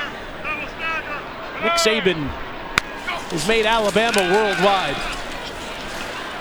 Tyson too high, intended for Brooks. It's third down. Well, they are often national champions, so they should be represented nationally, I suppose, from a roster standpoint. I mean, you'd be hard-pressed to not know what's been going on down here in Tuscaloosa. You're an aspiring college football player. See what's coming up.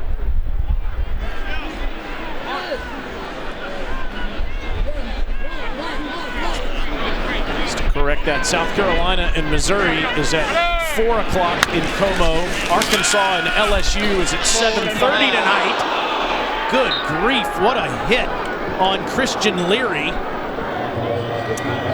This Ojo again.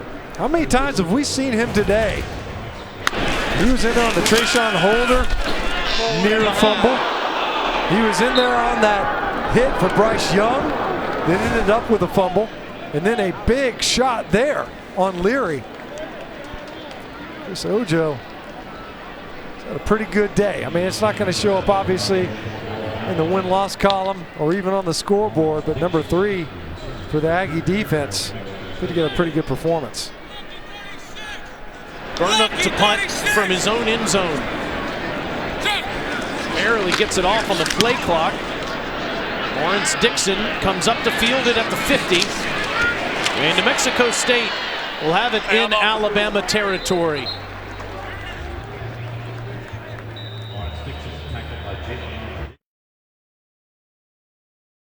This is the week we honor all of America's heroes as we send a heartfelt thank you to all our active military and veterans for your courage and commitment to our country.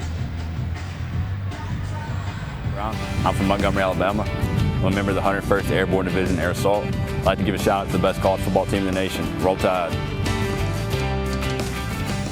We thank every single one of you for your service to our country so that we can come and watch a college football game. And this was terrific to watch. The world famous striking snakes in pregame right after the anthem came out, and they got fired up as they got to be on the field just a few moments ago. That was a cool flyover, and an even cooler reaction from them down there on the field. Thank every single one of you for your service. New Mexico State in Alabama territory. Jonah Johnson's gone the whole way, and he's been taking hit after hit. This one delivered by Shane Lee. And he just bounces right back up. You can't say enough about him. And this is a guy that, it's been a little bit slow to get up from time to time. But the shots that he's taken, they're starting to add up. He just bounces back up, looks at the sideline, gets that play call, and is ready to go again. He's been sacked 6 times in the game. That's no gain on that one. Another big hit after a completion of 7 yards. This one by Jordan Battle. Still in there after P.J. Johnson made the catch.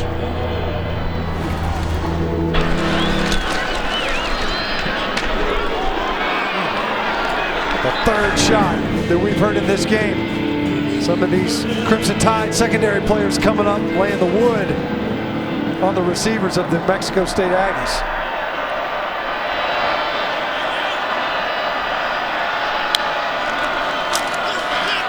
On third down, it's a deflected ball. It's Tim Smith that got his hand on it. It's 4th down. The pocket collapsing almost immediately, inside out, nowhere to go. Lane Johnson, maybe the fight or flight response, just get rid of this football, man. I want to take another shot here. Missed opportunity there. Defense gets a stop. They get the ball at midfield and just couldn't do much with it.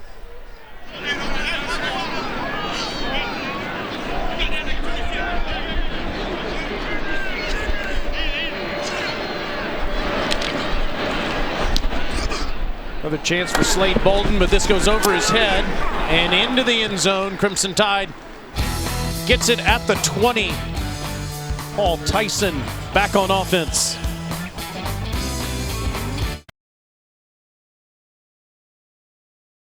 Mexico State, after striking first with a 50-yard field goal, has not scored since. Bryce Young gave way to Paul Tyson, and Tyson throws to Robbie Oots for his first career catch. Speaking of Bryce Young, let's check out our great performance brought to you by State Farm. It was strong, and it was strong right out of the gate. I mean, you think about those 2 incompletions, but otherwise, just a commanding performance from Bryce Young. A little more of the same, what we've largely seen from him this year. Trey Sanders with a first down run. Yes, so strong that he set career highs with 5 touchdown passes today. He broke the school record for completion percentage, which he already had when he was 20 of 22 against Southern Miss earlier this season. 21 of 23 today. Back to the ground with Trey Sanders running behind that offensive line, Alyssa. Hey guys, after Alabama's last offensive drive, I was standing over here on the sidelines, and O-line coach Doug Marrone was getting pretty fired up, getting on his group of offensive linemen despite being shuffled around, despite dealing with some injuries. And it's something that they've emphasized all week. Nick Saban said we have to do a better job of keeping that pocket clean the rest of the year for Bryce Young. Listen, I loved yesterday when Doug Marrone, who used to be the head coach of the Buffalo Bills and the Jacksonville Jaguars, came into our coaches meeting and he said, I don't have to do these meetings anymore. I just came to see my boy Stinch. Yeah, you know, he's a heck of a line coach now. This guy's been around the game a long time. The head coach at Syracuse, offensive line coach for the New Orleans Saints. Been a number of different stops at the collegiate level as well. Coached some really good offensive fronts. It's DeMoy Kennedy, who was a linebacker a couple weeks ago. Now he's a tailback for Alabama due to all the injuries Alabama's had at that position group. Yeah, and even more injuries today, right? I mean, you think about what happened with Roydell Williams, who, as we mentioned, we aren't going to see more of him, and Doug Marrone charged along with Bill O'Brien, a guy that he's coached with before. Those guys go way back. They were on the same coaching staff back when they were together at Georgia Tech. Kennedy, a sophomore from Theodore, Alabama, just outside of Mobile, down in lower Alabama. How far outside of Mobile? Would it be considered like a suburb? 20 minutes, yeah. Okay, all right, yeah. Like a burb of Mobile? Sure. Right near, actually call it down the bay. If you're in Theodore, instead of over the bay, you're down the bay. Okay, that makes sense. Tyson, nice catch. It's Javon Baker. Baker, the sophomore from Atlanta, Stinchcombe country. Nice response here by the offense, right? You go out there, stub your toe almost immediately, 3 and out. Get challenged on the sideline. Doug Marrone, I'm sure the other position groups as well. And they're able to work their way down the field now with largely reserves. Tyson wanted to throw it deep. Throws to the sideline, incomplete. Ooh. Was looking for a Jai Hall, but too far in front of him. 3 quarters in the books here in Tuscaloosa. 49-3, Alabama.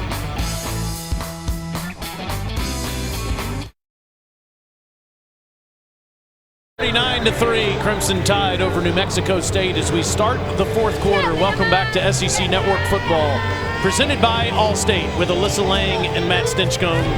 I'm Taylor Zarzer. Bill O'Brien's offense with 480 total yards today. Maybe most important is the speed they've played with today, Stinch, and also what they've done on the ground. Yeah, the run game got going a little bit. The tempo especially, I think they seemed very intentional about that. Didn't have to stick with it as much, but it definitely seemed like in those early series they were wanting to get going, get into rhythm. Protect a little bit better, of course, after last week. Getting some new looks, different looks entirely from the LSU defense, especially on the 3rd down. Some of the pressures that they brought that they hadn't shown all season. Bill O'Brien calling the play on 3rd and 5, and it's a good one to Javon Baker. First down Tide inside the 20. O'Brien said that this has been the biggest transition he's ever made as a coach this year. That in the past he's always brought his playbook with him, and they've said, hey, we want to utilize what you've always been playing. We're calling. And it's caught inside the 10, tiptoeing out of bounds is Tyu Jones-Bell.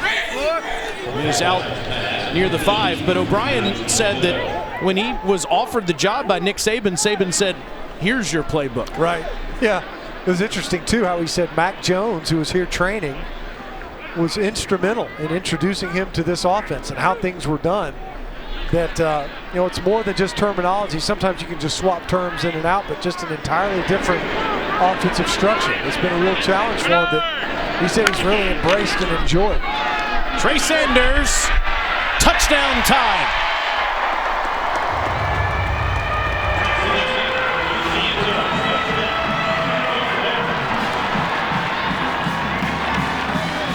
Second career touchdown for Trey.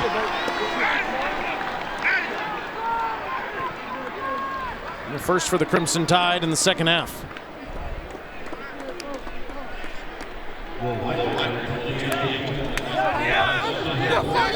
Robinson with 99 yards rushing today. Trey now over 60, has 66 yards with a touchdown.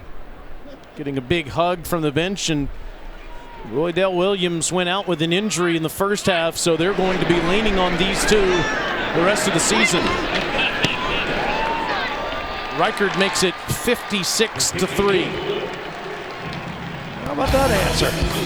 You start the second half with a fumble, then you punt, you get challenged on the sideline, you go 11 plays, 80 yards, and you end up in the end zone.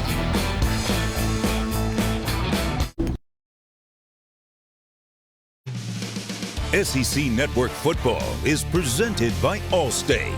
Save money like a champion with Allstate.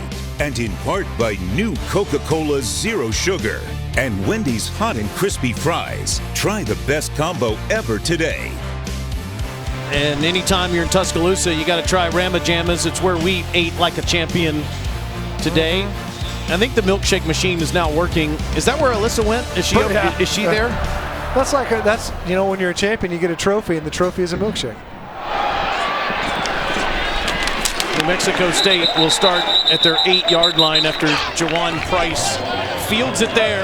Dari Noka, what's happening in the swamp? Well, I'm not going to give you that one, believe it or not. I'm going to go to the Big 12. Oklahoma undefeated, but in some trouble. Jerry Bohannon into the end zone for Baylor. They lead at 17-7. By the way, Spencer Rattler has replaced the freshman Caleb Williams, and OU's in all kinds of trouble. Guys, Mississippi State has scored 20 unanswered on the Plains. Will Rogers to Dylan Johnson. They were down 28-3. It's now 28-23, late third. Okay, all right. So we got some close ones there. Florida's up 2 touchdowns away on Samford. It didn't sound like Dari was too excited about what's happening with his alma mater, the Sooners. Jawan Price gets up to the 9-yard line. That's been maybe the most head-scratching of the rankings so far. I don't know that I disagree with it, but I just didn't expect Oklahoma to be number 8 in the poll. You look at what they've done so far this season, they haven't really played any significant opponents until today, and look what's happening. Yeah, and this is the Baylor team that just lost to TCU, who's without a head coach. Gary Patterson saying thanks for the memories. I'm not going to finish this one out. How about Dari? He's covering multiple conferences. He's on top. He's on fire. Running is Johnson.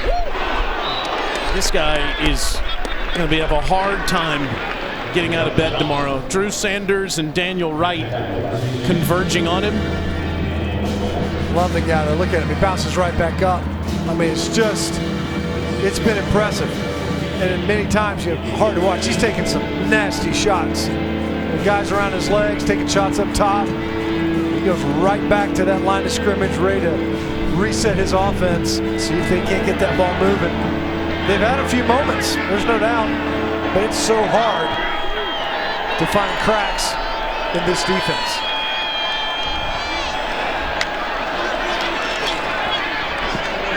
In the backfield, it's a first down catch by Alex Escobar up to the 22-yard line. Johnson and New Mexico State will meet Kentucky next Saturday, same time, noon Eastern on SEC Network. Kentucky's got a very good defense as well. So Johnson could be taking more shots in the Bluegrass next week. Got a guy, Josh Paschal, of course. Others that can pressure. See Jonah Johnson and his numbers from today. Difficult proposition. Escobar doesn't get anything as Chris Braswell makes the tackle, a sophomore from Baltimore. Stinch, Alabama's got Arkansas here at home next Saturday. That's an improved team that's playing LSU tonight, a team that Alabama has owned over the past decade. I got a feeling that Sam Pittman's going to give them a much more significant challenge next Saturday than most of the Arkansas games that Alabama fans have seen through the years. We'll definitely enjoy the resurgence under Sam Pittman. Johnson wants to throw it deep, but nothing's open, and he just has to throw it away as he feels all the pressure. They're going to throw the flag down here. That was a intentional grounding that was on New Mexico State. They're the chances to win for Alabama.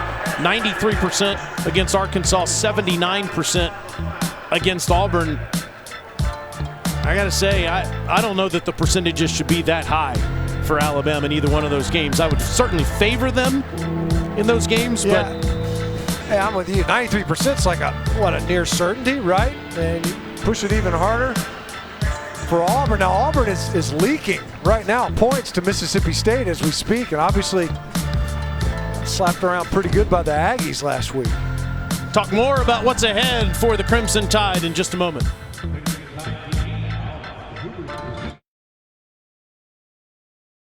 Home of the College Football Playoff Semifinals, Friday, December 31st on ESPN. That's what the rankings look like right now. Dogs have the Vols at 3:30 today. Number 6 Michigan in a tight one at Happy Valley, up 14-6, and number 8 Oklahoma trailing in Waco 17-7. What do you think about your alma mater on Rocky Top at 3:30 today, Stitch? This will be the greatest challenge that defense has seen all year. Didn't think you would say that versus Tennessee, given the defections that Josh Heupel and that program endured in the wake of the Jeremy Pruitt era. But boy, they have figured things out offensively, and they can be dangerous, there's no doubt. Interesting to see how that dog defense responds. 3rd and 10. It's Warner. He gets up near the 25-yard line. Nice pursuit by Christian Story, the safety there, to force a 4th down. Yeah, Tennessee gave Alabama fits for about 3 quarters. Alabama distanced themselves in the 4th quarter, scoring 4 touchdowns in that game. But that was a 1-possession game for about 45 minutes of game time here at Bryant-Denny a few weeks ago. Yeah, it's another one of those tempo teams. One that I think, practically speaking, in game might go as faster than anyone in this conference, including the Ole Misses. It's like a procedure penalty pre-snap here. But because of that and the way that they're playing at quarterback, Hendon Hooker, when he's been healthy this year, the fact that he's a dual threat, a true dual threat, Josh Heupel as a play caller has been creative. They run the football effectively. They can get those big plays in the passing game.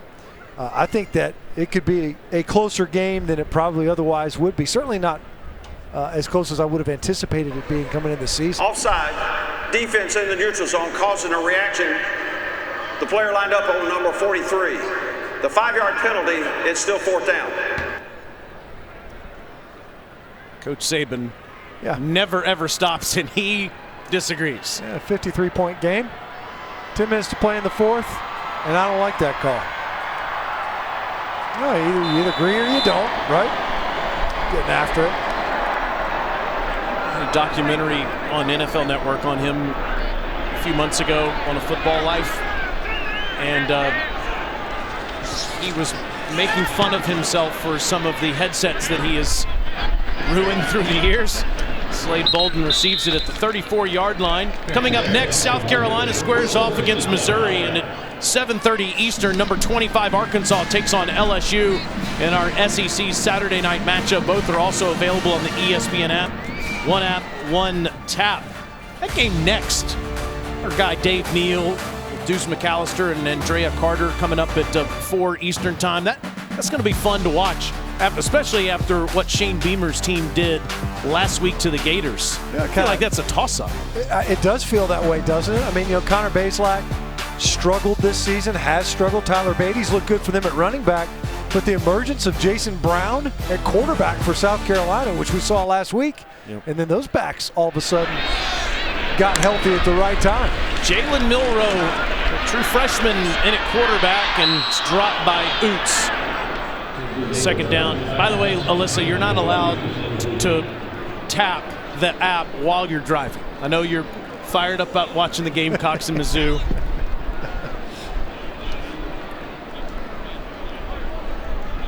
What if I just put the app on and prop it up on the dashboard while I drive back to the airport. Also unsafe. Also, yep. Audio only. Guys, you mentioned Milroe in the game now. We had a fun moment yesterday with Bill O'Brien. He was talking about speedsters on the team. Look at that. I mean, there it is right there, Alyssa. Right on cue. I said, is Jamison Williams the fastest guy on the team? He said, maybe Milroe might have him. And then Jamison walked in the room.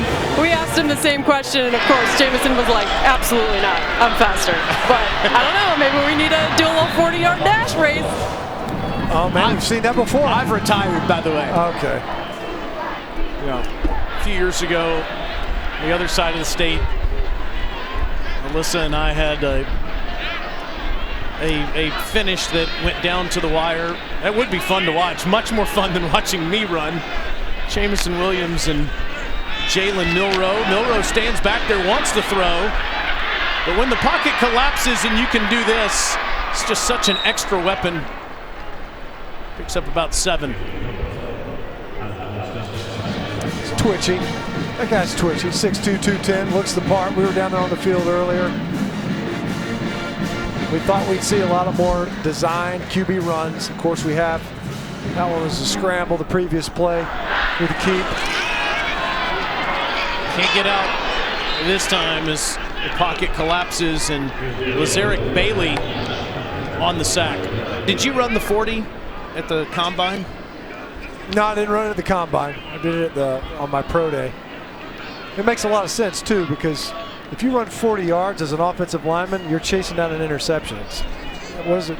Or you're ineligible and you get called for a flag. Or you're just really confused. Yeah. I can so see you questioning why you're doing this. Milroe steps up. He's exciting to watch down inside the 40. First down, Alabama. Nice scramble. Coaching opportunity on that one. Put the football away in traffic. Don't hold it like you're going to throw it once you pass the line of scrimmage. So now tuck it. Got that ball out. High and tight. I've already seen the ball come out with Bryce Young getting hit from the blind side earlier. The ground, and Leary. Again, DeMoy Kennedy was a linebacker. Christian Leary started the season more as a receiver. Those guys have been pressed into action into the running back group because of the injury today to Roydell Williams. Jace McClellan out for the season, of losing him about a month ago, and Kamara Wheaton's also unavailable. Here's Leary with some good speed inside the 25. Start out at receiver, get some carries at running back, blocking punts. Busy man here today. Ryan Robinson had a great half. 9 carries, 99 yards, 2 touchdowns, and a 63-yard scamper. Much more like it after last week's performance. Leary's running hard down to the 18-yard line. So Alabama improves to 9-1 with this victory today.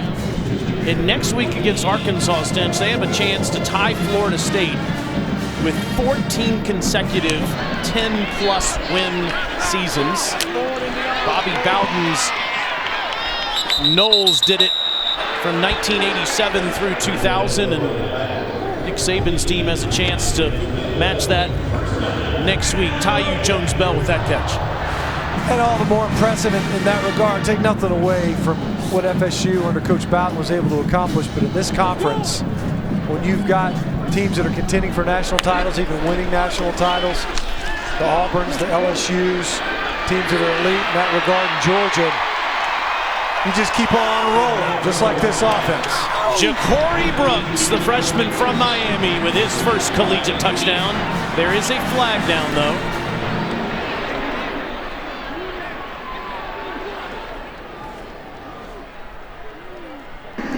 Holding, number 14, offense. 10-yard penalty from the spot of the foul. Replay first down. Take that one off the board as Jones-Bell commits the penalty.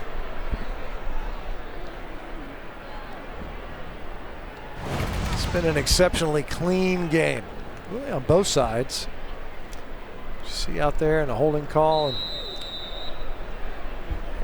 I guess, I don't know. As an offensive lineman, I definitely would have said no, but since it was a receiver, I'll agree.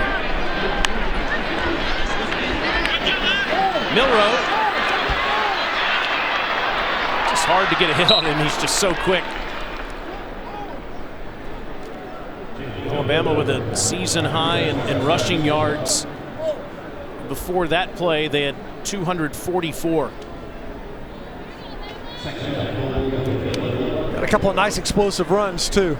You think about the long run down the sideline by Brian Robinson. A couple of nice runs from Trey Sanders as well before he gave way to Leary. Back to the air, to the end zone, incomplete. As Brooks couldn't make the catch, looked like it might have been deflected at the line of scrimmage. Going back to the ground game, Stench, Nick Saban, you give him all the credit in the world for how he has continued to adapt and have the best program throughout his tenure in Tuscaloosa. But it's still kind of crazy to see that his team is 74th in the country running the football this year. Would not have guessed that would ever be the case here at Alabama. Some growing pains, no doubt. Milroe. Again, it's off the fingertips of Ja'Cory Brooks. It's 4th down. No, it's interesting. The other players on that play kind of calling for a PI. Fans wanted it. Ja'Cory Brooks didn't say anything, and it definitely looks like Chris Ojo was holding his left arm back. We're going to give the backup kicker, Jack Martin, a chance to come in, the junior from Dothan. It's a 29-yard field goal try.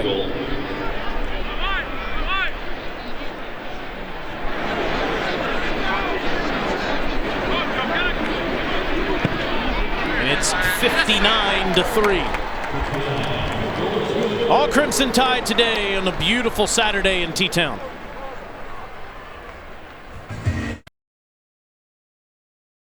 A couple updates for you. Showed you Mississippi State, after being down 28-3, had come back to within 5. Now they've got the lead. Will Rogers to Mekhi Polk.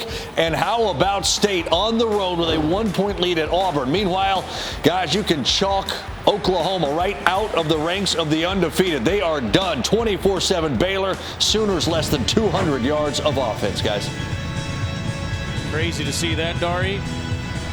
And Mississippi State's comeback on Alabama's arch rival, now with the lead over there, Jordan-Hare, 29-28. Paying attention on the ESPN app, the Gators are only up 4, 56-52, with under 12 minutes to go in that one. You know, there's a good one tonight on ESPN. Vaught Hemingway Stadium. Those are now, I think Scoey's also going with the Aggies. We all went Texas A&M here. Alyssa, you expect a close game there with the Rebels and the Aggies, or you think Jimbo cruises to victory there? I feel like it's week 11 and I just don't know anything anymore, because 6 weeks ago there was no chance I would have picked A&M in that game. But knowing Lane Kiffin, knowing Jimbo Fisher, that game's close. You might be right, actually. The way those teams can play. Weston Egan in at quarterback. He gets a couple of yards as Drew Sanders makes the tackle. So Tim Sullivan is our producer today, filling in for Tom Schofield, and he's picking Ole Miss. Okay. So.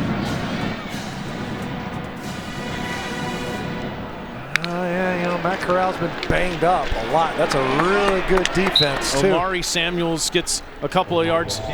Steve Turnberger, if you can talk in my head, who you got, Ole Miss or Texas A&M? Okay, Burns. Wow. Burns. The truck is going with Ole Miss. Wow. Okay. On-air commentators are going with the Aggies. Might have to put a little action on that. No, it is. Those dudes live out there in California. It's the Lane effect, I think.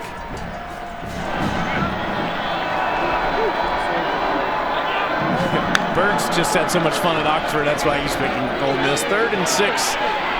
Eget bounces it at the feet of his receiver. It is 4th down. Okay, so this is why the truck is picking the Rebels. Matt Corral is getting closer to 100% after that freaky-looking injury he had in Auburn a couple weeks ago. He's tough, there's no doubt. I mean, for a long time, you're thinking Heisman candidate, and I guess it's still up there. Probably not the leader. What about the rest of the booth? Nobody wants to chirp up, got awful quiet. Yeah, just asked Russ, and Russ won't give us a pick. He said no comment. Matt, our spotter today, he's also going with the Aggies. So the booth is united with the Aggies. The truck likes the Rebels. The booth is malnourished. I think Alabama fans are cheering for the Rebels too.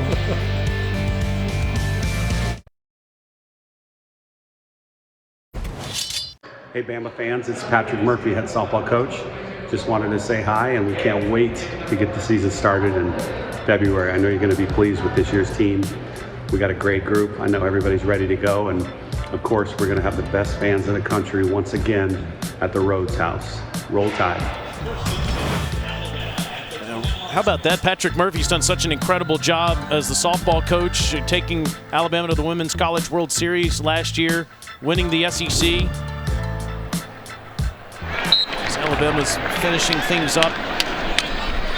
And a new quarterback is Braxton Barker. Jay Barker's son gets to play a little quarterback today, Stinch. How about that? Another great legacy at the quarterback position. The pantheon of great players that have come through the Alabama program. Looks just like his dad too, doesn't he? I can't see that far. I'll tell you what happens, don't worry.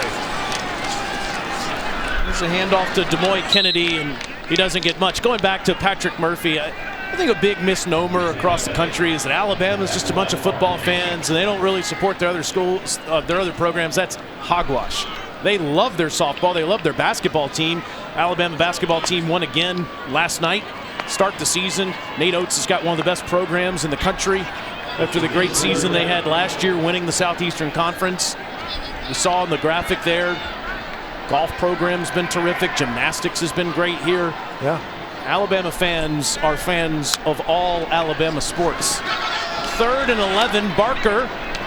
Nice catch made right at the marker by Ajay Hall.